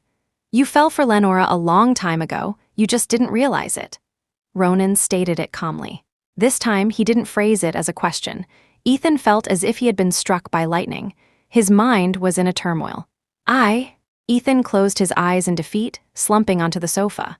Ronan, I miss her so much, he said for the first time in a mournful tone. Ronan thought to himself, I told you so many times, but you wouldn't listen. Everyone around Ethan, except for Stella, had tried to reason with him, but he would fly off the handle at the mere mention of it until they didn't dare to try anymore. By the way, doesn't Lenora's family have any of her belongings? At this point, it was useless to say anything more. The person was gone. All they could do was find something to remember her by. Ethan said softly, I went to the Ainsworth house a few days ago. They don't even have a room for Lenora. Stella has a room and a walk-in closet all to herself. Ronan gasped in disbelief. What? Lenora didn't even have a place to stay at the Ainsworths. Then all those things Stella used to say were just slaps in her own face. She had tagged along with Ethan to countless high society gatherings, often badmouthing Lenora behind her back, claiming that Lenora ostracized her for being illegitimate and made her life difficult at home. But how could the reality be that Lenora didn't even have a room? Ethan was silent for a long time, then let out a muffled, This is a big problem, Ethan, Ronan said seriously. Stella is lying. She's not as wonderful and kind as you imagined. She might be poisonous. Have you ever wondered why your parents were against you dating Stella? They're older and have seen more of the world. Do you really think they couldn't see through a young girl's act? The more Ronan spoke, the more alarmed he became. Ethan clenched his fists, a bitter smile on his face. I know, I'll make a decision. Ronan, I want to learn how to make aromatherapy. Aromatherapy? Ronan immediately thought of Lenora. Are you talking about the kind of aromatherapy Lenora specifically hired a French teacher to learn how to make? Sure, I can get in touch with them for you. After hanging up, Ethan had the housekeeper buy sleeping pills. But they weren't very effective. He would fall asleep, but he would have nightmares. He dreamt of Lenora's face, pale and cold from the seawater. He dreamt of her crying tears of blood, saying, I will never love you again. There is nothing between us anymore. Ethan would always wake up in a panic after less than 2 hours of sleep. The dark circles under his eyes were heavy, and he had grown a stubble, looking utterly haggard. Only the aromatherapy handmade by Lenora could give him a peaceful night's sleep. Lenora's influence on his life was so great that it took him a long time to realize he couldn't live without her. But no matter how hard he tried, he couldn't replicate her signature scent. Ethan had to settle for a custom-made hypnotic aromatherapy from a perfumer. Chapter 23, Stella, dressed in a white dress, examined herself in the mirror. The woman in the reflection was pure and sweet, and a simple smile could easily capture the sympathy of those around her. Her father, Douglas Ainsworth, exclaimed, That's my daughter, simply beautiful. Is this okay? Is it too plain? Stella asked nervously. No, it's just right, Douglas waved his hand, his expression serious. This time, you're having dinner with the heir of the Vance conglomerate. You need to perform well, but you have to have the right approach. A top-tier family like the Vances can have any woman they want. A simple, demure girl like you is what will catch Julian Vance's eye. I've done my research. Julian hates women who wear heavy makeup. Don't put on too much. Stella nodded obediently. Then she looked troubled again. Father, what about Ethan Blackwood? Her father wanted her to get close to Julian, which meant Ethan would have to be put on the back burner. Douglas thought for a moment, then clapped his hands. The Blackwood family's foundation is comparable to the Vances, but the Vances have a vast market and connections abroad, which will be beneficial to us. And most importantly, Julian has never had any scandals, let alone a girlfriend. Ethan has been married before. Do you want to marry a divorcee? No matter how you look at it, Julian is the better choice. Seize this opportunity. If you can marry into the Vance family, we can immigrate to the U.S., and we won't have to worry about Ethan's revenge, Douglas said, a glint in his eye. He was a thorough businessman, willing to sacrifice even his daughter for profit. But it was undeniable that he did genuinely dote on Stella and wanted a better life for her. In the past, there was no man in the city more outstanding than Ethan. But Julian's appearance changed everything. Stella nodded like a pecking chicken. I know, father. She quickly got ready, grabbed her bag, and went to the Celestial Hotel, the location she had arranged with Julian. Although it was a Blackwood property, even if she was discovered, Stella could just say she and Julian were friends. A confident smile appeared on her face. "This way, miss. Mr. Vance has been waiting for you." The waiter's attitude made Stella feel smug. She nodded shyly and went to Julian's private room. The table was already laden with expensive dishes. Julian was dressed in a custom-made suit from a top private designer, his figure tall and slender, his face handsome. He smiled at Stella, his flawless features capable of charming any young girl. "Miss Ainsworth, you're here." Even Stella, who was there on a mission from her father, couldn't help but genuinely want to get closer to this man. Handsome, rich, and single, he fulfilled all her fantasies of a future husband. She nodded, saying demurely, "Hello, Mr. Vance." Julian tapped his fingers on the table, then leaned closer to Stella. The man's scent wafted over her. Stella looked up and could see his long eyelashes, her heart pounding. "Mr. Vance?" "Stella, did you know? It was love at first sight for me." Julian's hand rested on her shoulder as he whispered in her ear. His voice was gentle and affectionate, and Stella could hear her own heart thumping. However, she couldn't see Julian's expression, indifferent, disgusted. "Mr. Vance, are you joking?" The woman lowered her head, shrinking back. "No, Stella, are you rejecting my feelings? I'm so sad." Chapter 24, Stella quickly shook her head. "No, I'm not, it's just, how could someone as amazing as you be interested in me?" Inwardly, she was ecstatic. Julian fell for her at first sight. That made things much easier. She would make Julian fall head over heels for her, love her so much he would be willing to offer her the entire Vance conglomerate. Stella wasn't good at controlling her expressions. Her greed and heavy breathing betrayed her. Julian watched the foolish woman quietly and smiled. "It's simple. From the first moment I saw you, Miss Ainsworth, I was completely captivated." He quickly fabricated a story of secret admiration. Stella was gullible and quickly believed him. Then Julian changed the subject. "But I've run into a problem, and I might need your help, Stella," he sighed. "I know this is sudden, but please forgive my forwardness. I was originally going to give you a public company as a gift to woo you, but I've run into some trouble." Stella's eyes widened. A public company, the scraps from this young master's table, would be enough for an ordinary person to live a life of luxury. And it was a whole public company. Her eyes gleamed with excitement. "Mr. Vance, please, tell me if I can help. I definitely will. Since coming to this country, I've been constantly pushed aside and suppressed by Ethan Blackwood. My investments in the city haven't been doing well. So, I was hoping you could help me get close to Ethan and get his company's business plan from him. That way, I can turn the tables and seize a larger market share, reaping huge profits.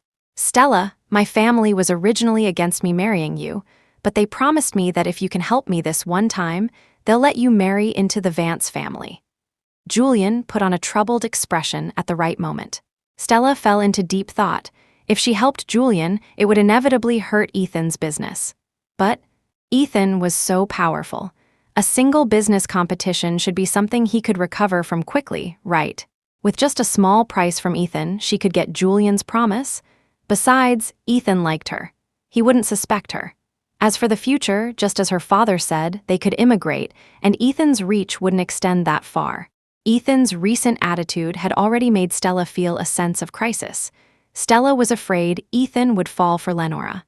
After all, they had been married for 3 years. What if some feelings had developed? Relying on Julian was a good choice, even if it meant betraying Ethan. She didn't have much feeling for Ethan anyway. It was purely because he was handsome, powerful, and wealthy, and she used him as a status symbol, a stepping stone into high society. And as for the man that which Lenora liked, she had to snatch him away, to see the pain on her face when she got the man but not his heart. Ethan had embarrassed her several times recently, and she was not happy about it. Stella hesitated for a moment, then agreed. "Mr. Vance, to be honest with you," her voice was choked with sobs. "That man, Ethan, is too domineering. He tried to force me to be with him even though he was married to my sister. He would still come to me often. But I'm too weak, I couldn't resist him." She bit her lip, her eyes red, tears welling up, looking utterly pitiful. Chapter 25, Ethan, following his agreement with Julian, arrived outside a private room at the Celestial Hotel. However, the conversation from inside made him stop dead in his tracks, completely caught off guard. Was that Stella and Julian's voices? What were they doing in there? But the more he listened, the more his initial shock turned to fury, his heart sinking like a stone. From Julian's initial seduction of Stella to Stella's later accusations, blaming Ethan for forcing himself on her, trying to win Julian's sympathy and favor. Ethan stood frozen to the spot, his fists clenched, a chill rising from his feet up his spine. "I will do as you ask, but shouldn't you show me some sincerity?" His face was terrifyingly grim, his entire being radiating a cold aura as if he could freeze the very air. Stella, he should have seen through her long ago. She was a two-faced, venomous woman. Inside the room, Julian let out an ambiguous laugh. "Sincerity? Of course, Mr. Blackwood, have you heard enough? Why don't you come in and join us?" Ethan threw the door open and strode in. Stella had frozen the moment she heard Mr. Blackwood. The next second, when she saw Ethan walk in, she finally realized what was happening, and her body went limp on the sofa, her vision turning black. Julian had set her up. He had arranged for Ethan to be waiting here all along. Otherwise, how could it be such a coincidence? Why would Julian do this?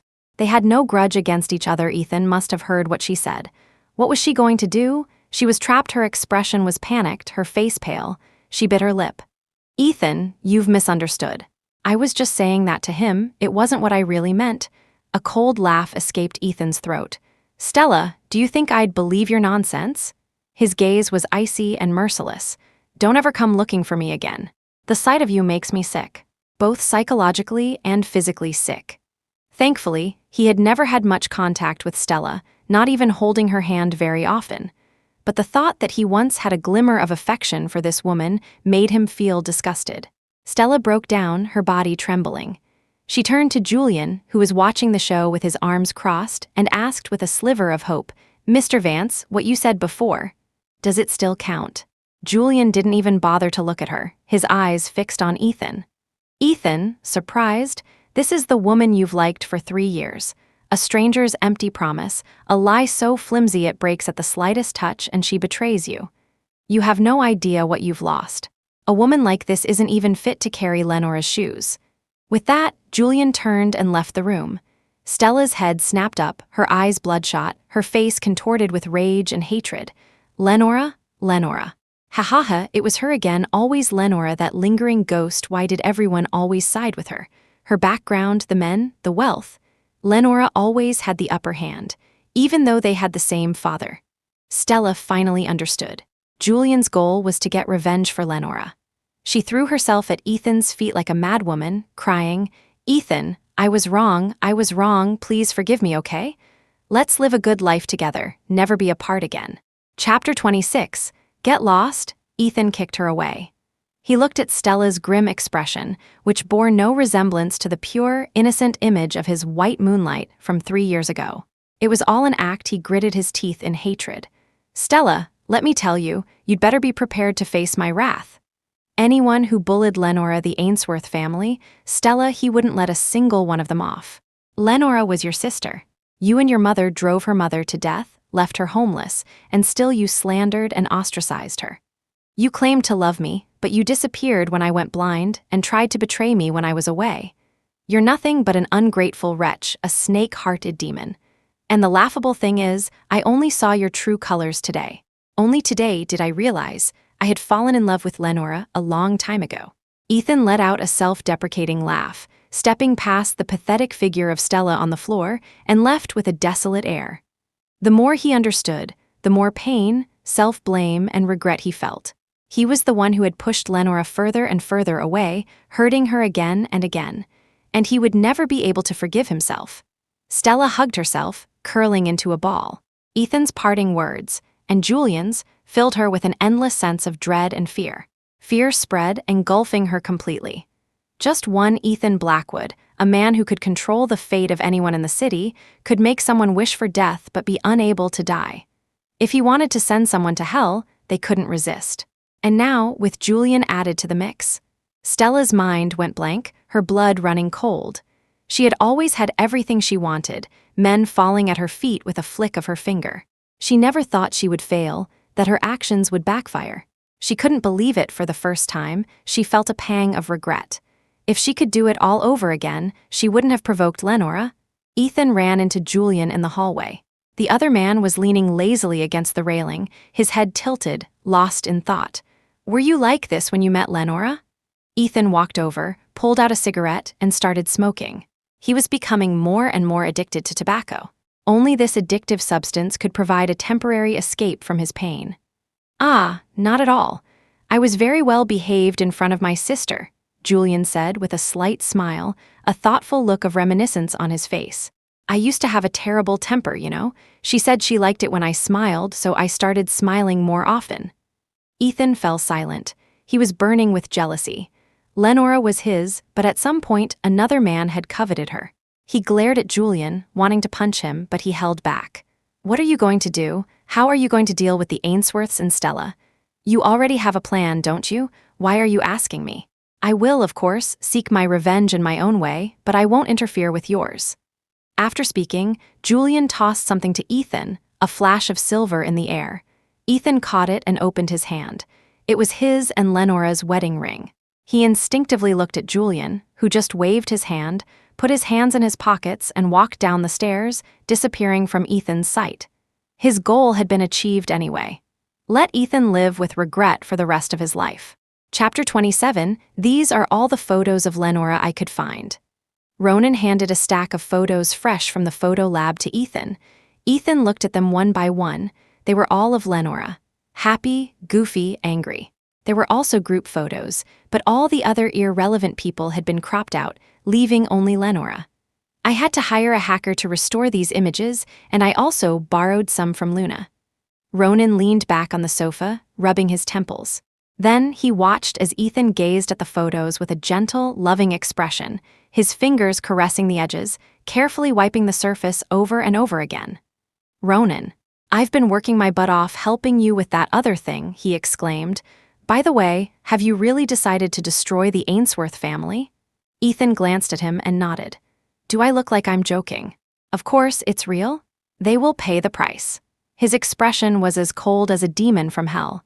Ethan had been targeting the Ainsworth family recently. From the stock market to their orders, he sent a clear message to the business community. Ethan Blackwood was now an enemy of the Ainsworths and Stella. The entire high society was shocked. After all, who didn't know that Ethan's true love was Stella? But now Ethan was claiming he loved Lenora for a while. This gossip was the talk of the town. Ethan made a public statement on his social media page. "Lenora, I'm sorry, I love you." This short line was enough for the old foxes in the business world to smell the storm coming. Soon after, Julian also used a combination of threats and incentives to get the business community to unite and ostracize the Ainsworths. Moreover, the Vance family had connections to the underworld. Julian could use special channels to obtain evidence of the Ainsworths' crimes, such as tax evasion and money laundering. The prominent families thought, although they didn't know how the Ainsworths had provoked Julian, it probably had something to do with Lenora. The Ainsworths suddenly became a public enemy. As many people had once tried to curry favor with the Ainsworths for Ethan's sake, now just as many were kicking them while they were down.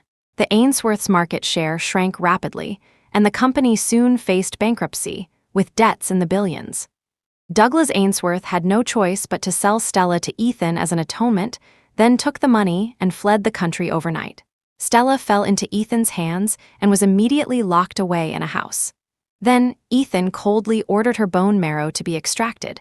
The marrow she owed Lenora had to be returned. Stella struggled and bit like a madwoman, but it was useless. The burly bodyguards and mercenaries Ethan brought were strong, and there were professional doctors. In the end, amidst Stella's screams and wails, her bone marrow was drained, and she was left lying in a pool of blood, on the verge of death. Stella desperately tried to get one last look at Ethan, humbly begging him to turn back. But Ethan would never turn back. He had someone dump Stella in the slums, where she would have to sell her body to survive.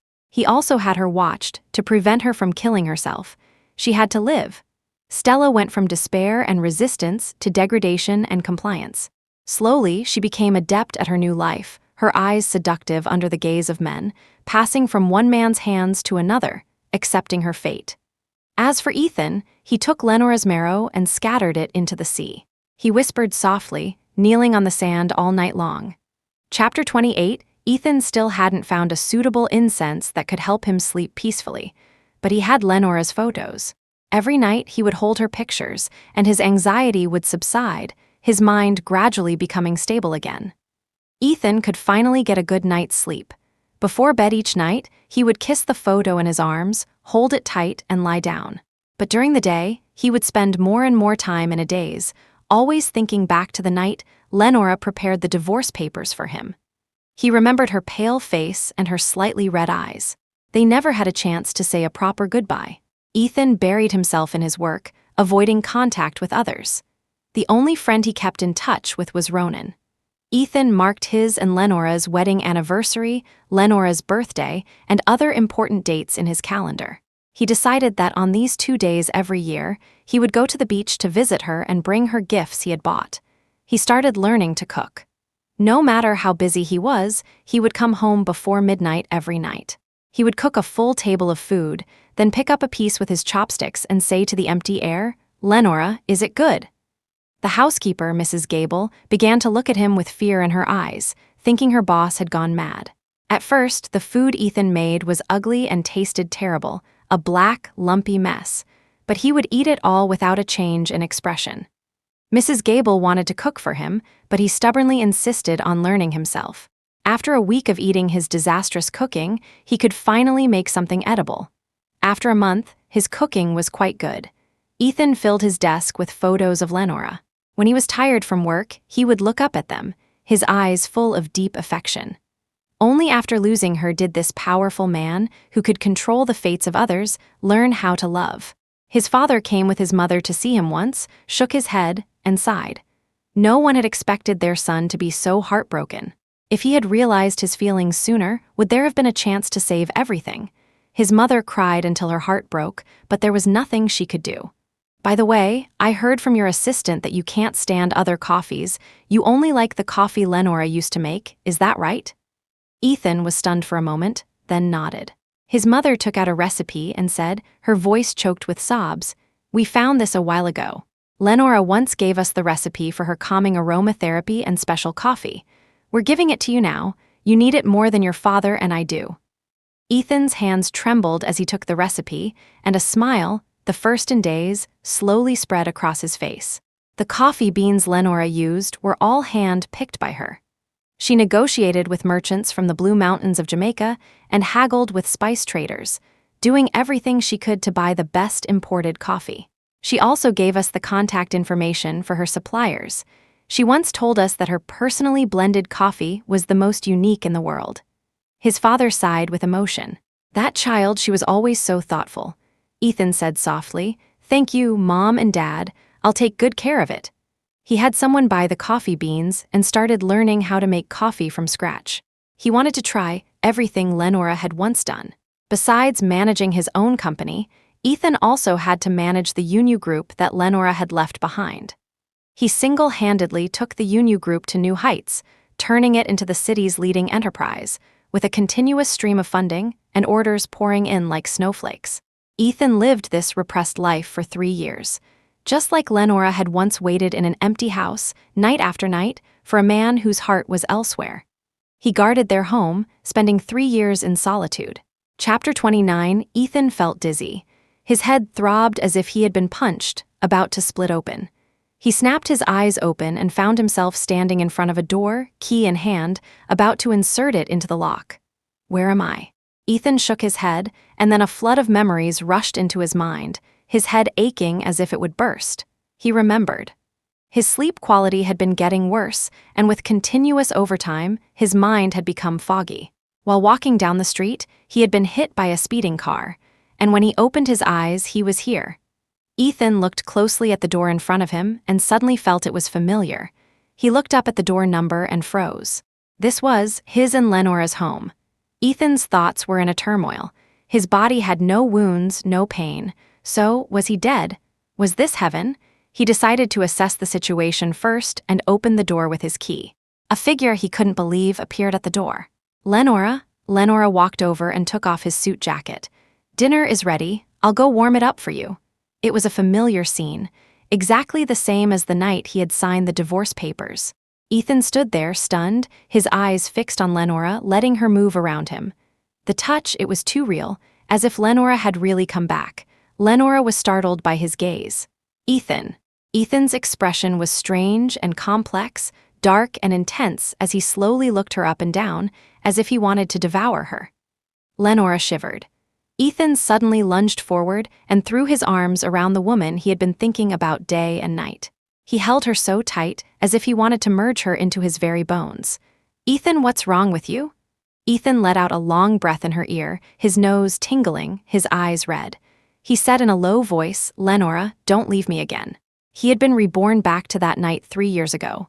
Lenora hadn't committed suicide yet. There was still time. Was it God taking pity on him, giving him a chance to make amends? But Lenora fell silent. A moment later, her clear voice sounded slowly in his ear. "Is Stella sick again? What do you need me to give up this time?" Ethan's throat tightened, and he said tremulously, "What?" "You suddenly hugged me," said those words. "You must need something from me again, right?"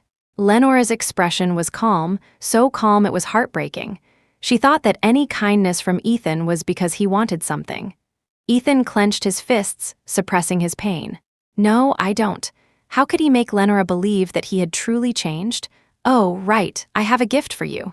Lenora pulled away from his embrace and stood smiling in the light, her face pale. "It's on the table over there. You can go take a look." "No, I'm not looking." Ethan gritted his teeth. That must be the damned divorce papers. This time, he wouldn't divorce her. Lenora walked over, picked up the papers, and handed them to Ethan. "These are our divorce papers, Ethan. Let's get a divorce," she said, word by word. "I'm tired. Go find Stella. From now on, you're free." Those nightmarish words completely broke Ethan. He snatched the divorce papers and tore them to shreds. Chapter 30, the fine, white pieces of paper fluttered to the floor. "No, I won't allow it," he roared like a wild beast. "You can't divorce me. I don't love you anymore, Ethan," Lenora sighed. "It's been 3 years. You're always the same. I can't warm your heart. Maybe your heart is made of stone." "Lenora, I know I was wrong. Please don't go, okay? I swear I'll treat you well. I'll be good to you from now on." Lenora gave a faint, bitter smile. "Ethan, don't take me for a fool. Just yesterday you were pointing at my nose, your face cold, saying I was desperate and not worthy of being compared to Stella. Today you're telling me not to go." Ethan grabbed her hand, terrified she would disappear in the next second. "Call me Ethan, okay? Don't call me Mr. Blackwood anymore. I want to hear you call me Ethan again."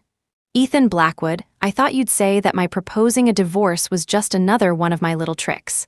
"I didn't expect you, Mr. Blackwood, to start playing little tricks yourself." "Ethan Blackwood, no matter what happens this time, even if Stella dies on the street, I won't spare her a second glance. I won't save her, not unless you kill me." Lenora opened the door and started to walk out, but Ethan blocked her way. "Lenora, I'm being serious. This has nothing to do with Stella. It's me. I've come to my senses. You can be angry with me, punish me, yell at me, whatever you want. Just don't go. You can't leave this house. We have nothing to do with each other anymore. Why do you care where I go?" Ethan's tall frame blocked the door, his stance resolute. "I won't let you leave. If you leave, you'll go jump in the sea. This time, let me protect you, even if I have to use any means necessary." Even with Lenora's good temper, she found Ethan shameless. "Are you going to lock me up?" Ethan smiled faintly. "As long as I can be with you, Lenora, I'll go with you wherever you want." She frowned, went back to her room to get her phone, and called the moving company. "Hello, could you please come over? The things I mentioned before, you don't need to move them. There's something else to move." Ethan closed the door and went to hug her. "Why are you calling the moving company? Let's go eat. You must be hungry too." "Ethan, there's no one else here. Can you stop acting?" Lenora tried to struggle, but she couldn't break free from his iron grip. She said irritably, "I'm not leaving. Then you can get out, right? I'll throw your things out later." Ethan smiled bitterly. "Lenora, can you forgive me? Tomorrow I'll go tell Stella that I've fallen in love with you, tell her to get lost. From now on, we'll live together respectfully, okay?" Lenora stared at him, at his firm, sincere eyes, as if he had really decided to spend the rest of his life with her. She was stunned, her resolve wavering slightly. Ethan had always been disdainful of being nice to her, but this time, Lenora quickly suppressed that flicker of emotion. So what? It had been 3 years. The pain and suffering she had endured couldn't be healed so easily. She was afraid this was just another fragile illusion. Besides, she had already decided to let go. There was no love left in her heart. With that thought, she said lightly, "Is that so? Then you'd better perform well. I'll be waiting." Ethan let out an almost inaudible sigh of relief. He personally went to heat up the food, then took Lenora's hand and led her to the dining table. He kept putting food on her plate, asking her what she had been up to lately, trying to start conversations, telling her interesting anecdotes and gossip from high society. The old Ethan disliked gossip, but he had heard that women liked it, so he had made some inquiries. Lenora ate quietly, not responding, while Ethan talked to himself the entire time. Chapter 31. The doorbell rang abruptly. Lenora stood up to open the door. Outside were several workers. "Ma'am, we're here to move the things." "Yes, come with me." Lenora pointed out Ethan's belongings one by one, telling the movers to pack them up and throw them out. "Lenora, you're still kicking me out, aren't you?" Ethan's voice was hoarse. This woman, who was once so strong, so stubborn, who loved him so fiercely that the whole world knew. How could she just stop loving him? Was there not a single shred of love left for him in her heart? "I told you, you're free. Isn't that what you always wanted? At the same time, you should. Let me go, let me be free."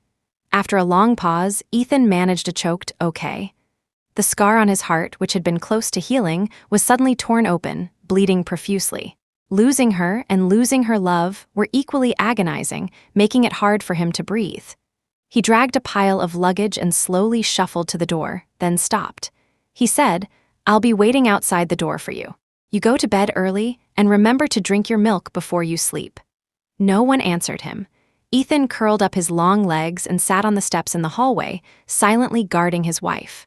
The next day, when Lenora opened the door, a shadow fell over her, startling her and making her take 2 steps back. Ethan had a stubble on his chin, dark circles under his eyes, his hair was a mess, and his eyes were bloodshot. He looked haggard and dejected. Ethan hadn't slept all night, consumed with worry. Fortunately, Lenora hadn't done anything foolish. She had slept well. He gazed at Lenora with a heart full of deep affection, as if he wanted to make up for the 3 years he had missed, as if he could never get enough of looking at her. Today, Lenora was wearing a smart suit skirt, her hair swept to one side, looking like a modern city woman. "Move, I'm going out," Lenora said coldly. "Lenora, where are you going?" Lenora ignored him and got into her driver's car. She hadn't expected Ethan to shamelessly follow her. The driver, seeing it was Mr. Blackwood, didn't dare to stop him. Lenora stared straight ahead and said lightly, "To the Union Group." As the CEO of the Union Group, she had been so focused on Ethan for so long. It was time to go back to work. Ethan followed her silently. "Miss Ainsworth," Lenora's assistant's eyes lit up when he saw her. "Miss Ainsworth, you're here, this is." He saw Ethan behind Lenora, paused, and asked doubtfully, "Mr. Blackwood?" Lenora said, "It's him." "It's fine, don't worry about it. Let's talk about the recent operations of the Union Group." The assistant hesitated, but in the end, said nothing and led Lenora to the president's office. He was puzzled. Had the sun risen in the west? Miss Ainsworth was actually being cold to Mr. Blackwood. Had she decided to move on? If she was willing to move on, that was a good thing. The assistant saw that this time it was Ethan who was clinging to her like a piece of gum that she couldn't get rid of. After they finished their business discussion, the assistant quietly left the office. Only Ethan and Lenora were left in the office. Ethan reached out and pointed to a document on the table. "This can be changed like this to make it more foolproof." He had been listening in on Lenora and her assistant's business discussion and offered his advice. Seeing Lenora make the changes he suggested, a sprout of joy grew in his heart. He quickly added, "Lenora, I'll go make you some coffee." Chapter 32. He hurried to the company's break room, took out the coffee beans he had someone buy last night, and began to make coffee by hand. The coffee-making skills he had painstakingly learned in his past life were no joke. After brewing, a rich, mellow aroma filled the air. He carefully carried the cup of coffee to the office and placed it on Lenora's desk. Lenora glanced at the cup, a faint, unreadable smile on her lips. She picked it up. Then, under Ethan's expectant gaze, she stood up and poured the coffee into the trash can. The cup fell to the carpet with a soft thud. Ethan's eyes fell, a hurt expression on his face, but he quickly picked up the cup and forced a smile. I'll go wash the cup. Why didn't you tell me you didn't want coffee? I can get you something else. How about milk tea? Do you want some? I don't want anything, just get out. Lenora made a call. Hello, Lee. Can you bring me a file? Just put it on. Ethan looked at her and said in a low voice, I'll go get it for you, Lenora. He then ran to the office Lenora had mentioned, snatching the file from the assistant, Lee, and nervously handed it to her. A vein throbbed on Lenora's forehead. Mr. Blackwood, don't you have work to do at your own company? Are you here to be my assistant? Ethan's eyes were filled with gentleness as he looked at her. I'm willing, Lenora. He was powerful and influential, and she couldn't just kick him out. Lenora had no choice but to tolerate it. Ethan had someone bring his laptop over and set up his workspace at a desk next to Lenora's. However, he would frequently look up at her, his sticky gaze following her everywhere, making it impossible for Lenora to ignore. Soon it was noon. Ethan checked the time and looked up. Lenora, want to go to a restaurant for lunch? Lenora said coldly. No, thanks, I'll have takeout. You can't always have takeout. You need to eat something warm, otherwise it's bad for your health. And takeout isn't clean. Let's go to a restaurant. Didn't you want to kiss me in that restaurant last time? We could. Lenora couldn't take it anymore and interrupted him. Enough, I don't want to go with you. She angrily shook him off and went downstairs by herself. Ethan, worried, chased after her, determined to follow her wherever she went. If he could win his wife back, who cared about face? But unexpectedly, when Ethan got to the ground floor of the Union Group building, he found Lenora being stopped by someone. His pupils contracted. Stella Ethan had spent the morning dealing with the Ainsworth family. First, he told Stella not to come looking for him anymore, that he wanted to live a good life with Lenora, and then he decisively blocked her. Her number, email, everything was blacklisted. Then he used the same methods as in his past life, suppressing the Ainsworth family, pushing them step by step, throwing them into chaos. He had expected Stella to come looking for him. Ethan rushed over, subtly shielding Lenora behind him, blocking Stella's view, and then smiled faintly. Stella, what are you doing here? This is the Union Group. Stella's eyes widened in disbelief, and she stepped forward to grab his arm. I heard you came to Union to find Lenora. I came looking for you. Her eyes were red, and she bit her lower lip, her expression on the verge of tears, full of grievance. Ethan, why did you suddenly abandon me? I'm the one you love. I don't believe you've really fallen for her. Did she threaten you?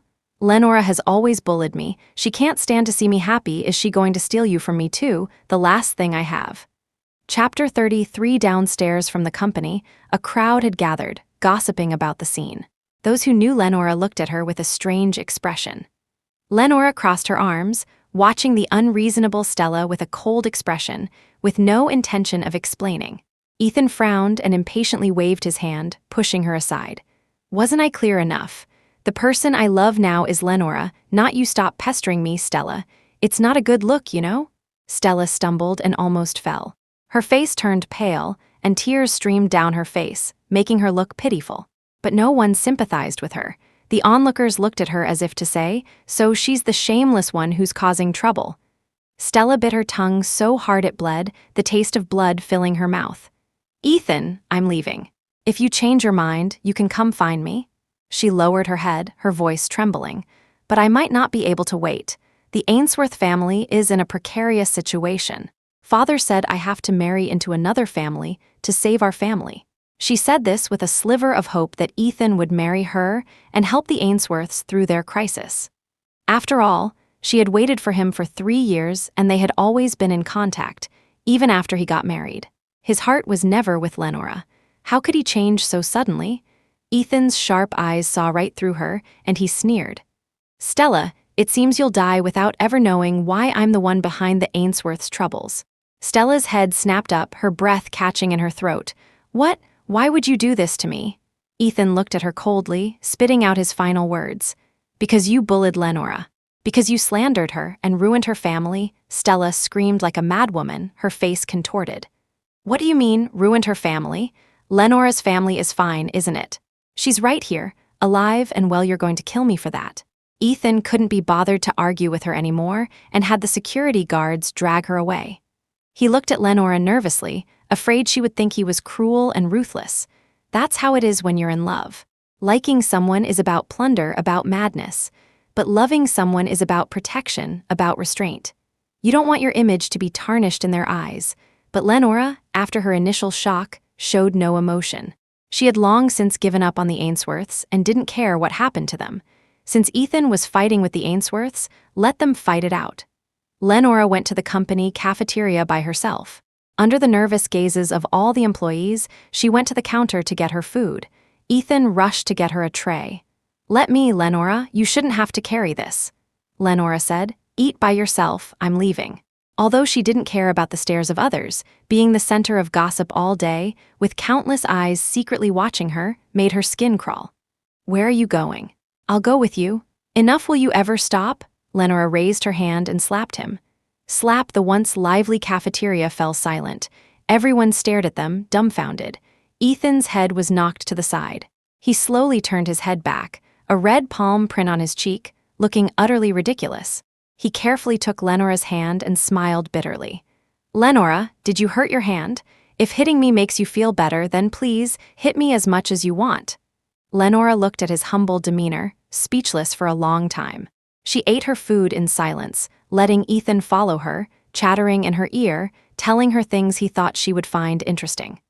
And the things Ethan talked about, Lenora was actually somewhat interested in. After all, he had obsessively researched her preferences and now knew her routines and habits like the back of his hand. Chapter 34. Ethan moved in next door to Lenora. He watched her for half a day, and seeing that she showed no signs of wanting to commit suicide, he let out a sigh of relief. Only then did he turn his attention to other matters. On moving day, Ronan showed up, his expression one of exaggerated discovery. He teased, Hey, Ethan, have you finally figured things out? Decided to turn over a new leaf and be a good person?" Ethan, while arranging his furniture, said, "Yes, I love her. I want to settle down and spend the rest of my life with her." "That's not like you at all. You used to tell me you wished Lenora would just disappear so you and Stella could live happily ever after." Before Ethan could warn him, Ronan, facing the door, seemed to see something terrifying and swallowed the rest of his words. Miss Matthews and Miss Ainsworth, what a coincidence to see you here." Lenora and Luna stood at the door, their expressions unreadable. Ethan quickly turned around, rushed over in 2 or 3 steps, and hugged Lenora. "Don't listen to Ronan's nonsense. I'm serious this time." Well, Mr. Blackwood, what's the meaning of this?" Luna sneered, her tone sarcastic. 3 years wasn't enough to warm you up, and now you're playing the devoted lover?" Ethan was completely unfazed. He had been in the business world for many years and was not afraid of a little embarrassment. "I'll cook lunch later. You can both stay and eat." Ronan's eyes widened. "No way, Ethan, you can cook now? You're cooking yourself?" Ethan nodded. "It's okay if Lenora doesn't forgive me right now. I'll live next door to her and take care of her every day until she's willing to forgive me and start over." Ronan clicked his tongue. "No wonder. I heard you completely destroyed the Ainsworth family. And you set up Stella to end up on the streets. You're ruthless. It seems you're really serious this time." Luna's interest was piqued, and she looked at Ethan with a complicated expression. She knew about what had happened a few days ago. At first, Luna was very resentful of Ethan. She felt for her good friend Lenora and thought he was a terrible person.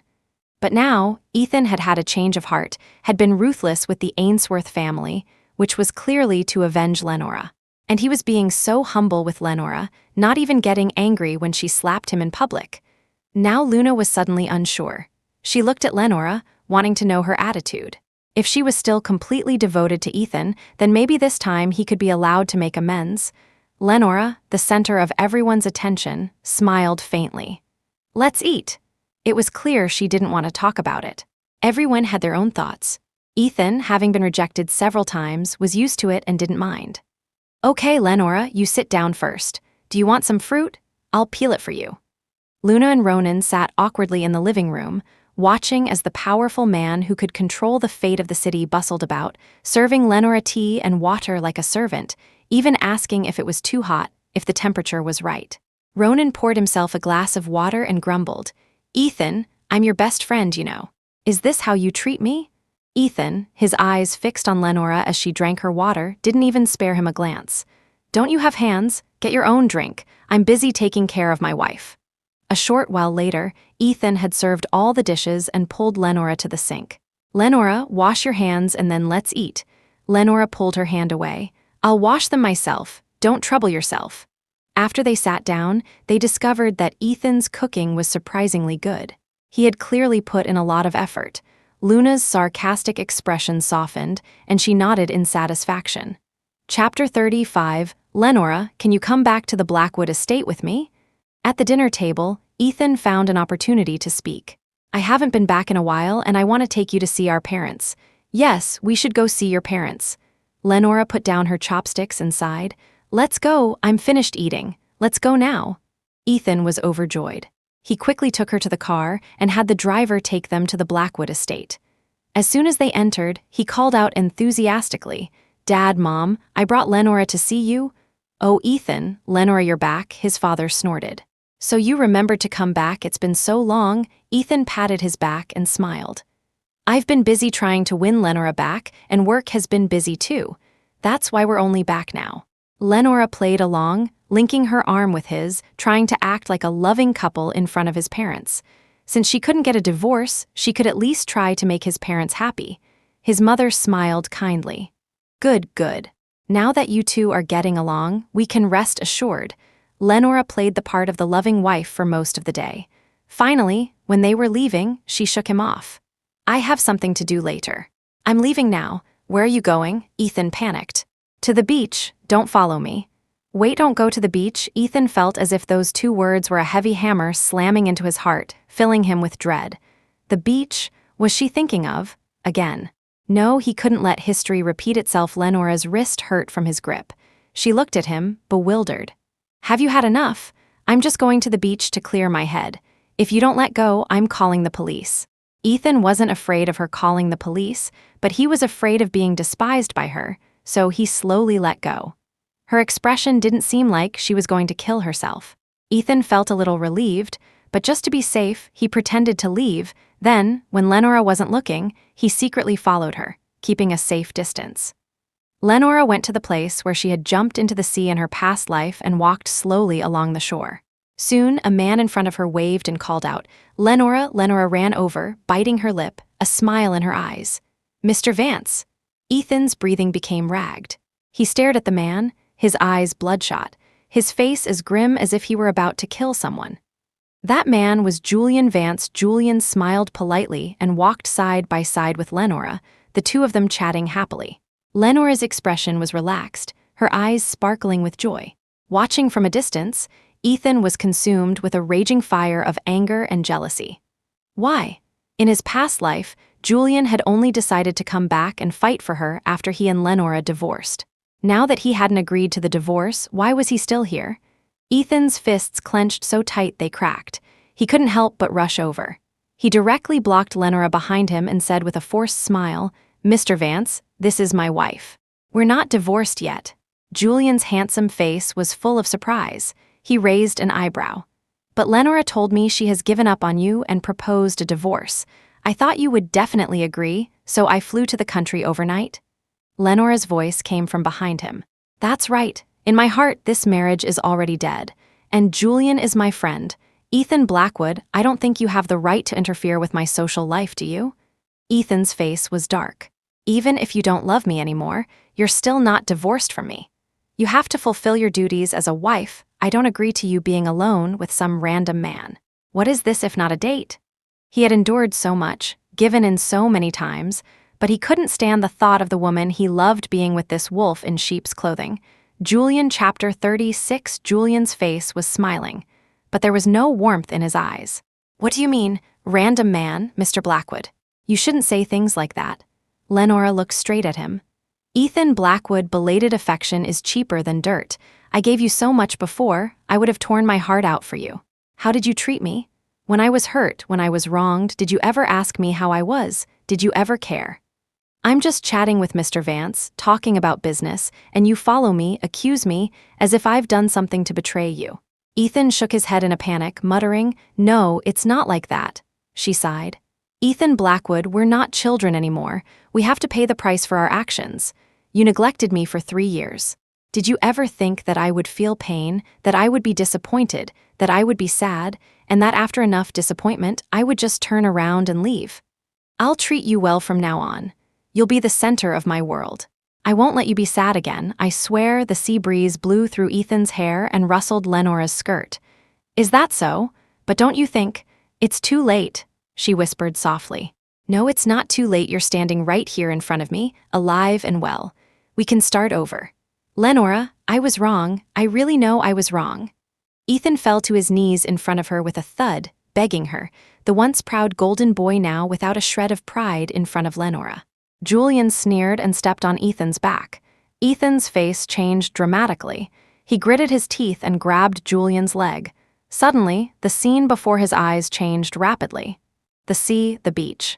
They all faded away, replaced by black and white pixels, gradually transforming into another scene. His head was being stepped on, and he grunted in pain. Ethan saw that he was wearing a blue and white striped patient's uniform, and everyone around him was wearing the same. Several strong men were holding him down on the floor, laughing. Look at this poor guy, he's fantasizing about his dead wife again. Haha, he was just kneeling to me a moment ago. He mutters to himself all day, I can't sleep, beat him up. Ethan was being beaten and kicked, the pain so intense he could barely breathe. There wasn't a single part of his body that wasn't bruised, his bones felt like they were about to break. Where? Wasn't I at the beach? Lenora. Where's Lenora? And Julian, why am I here? Were all those things they said true? No, impossible. None of this is real. He must have been reborn, able to fix everything. Lenora was still waiting for him. Ethan suddenly unleashed a huge burst of strength and kicked the people who were beating him away. His abs were hard as rock. Although he was a CEO who sat in an office, he was not weak. He quickly knocked down the people around him. In the distance, other patients were curled up in corners, their eyes glazed over, drooling. Ethan gasped for breath. He grabbed one of the people he had knocked down and demanded, Where's Lenora? Where did you hide her? Huh? The man looked at the others, spat out a mouthful of blood, and laughed. You psycho, your wife has been dead for a long time, don't you remember? She jumped into the sea. Chapter 37. How could this be? What went wrong? In a daze, Ethan saw the sea, the beach, and Lenora in her dress, and Julian with a grim expression.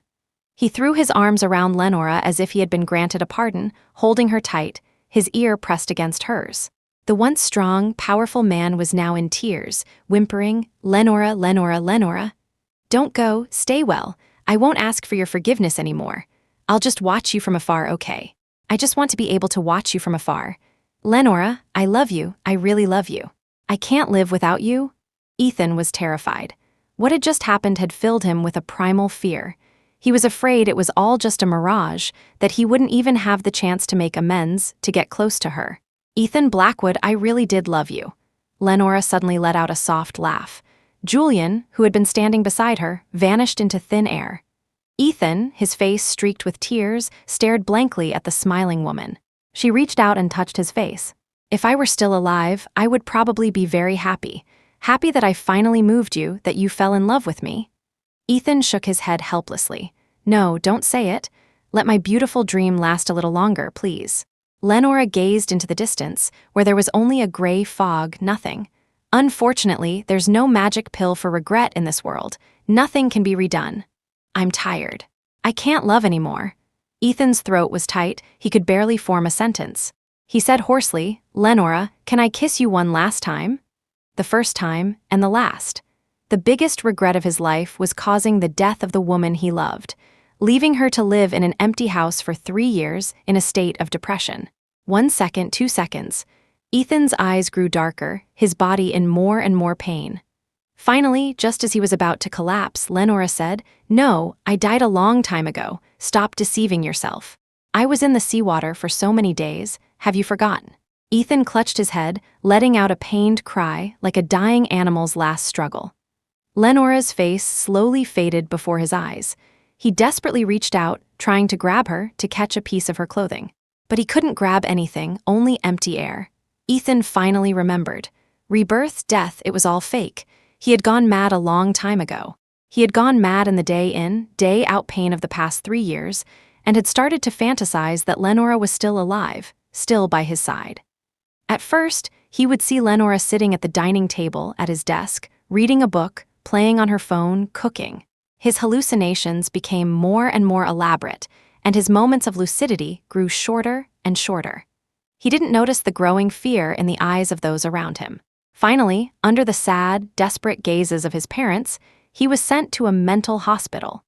He was diagnosed with schizophrenia and delusional disorder, spending his days lost in his own fantasies, the nurses having to force his medication into his mouth. His parents had come to visit him, but they couldn't bring back the son they were once so proud of.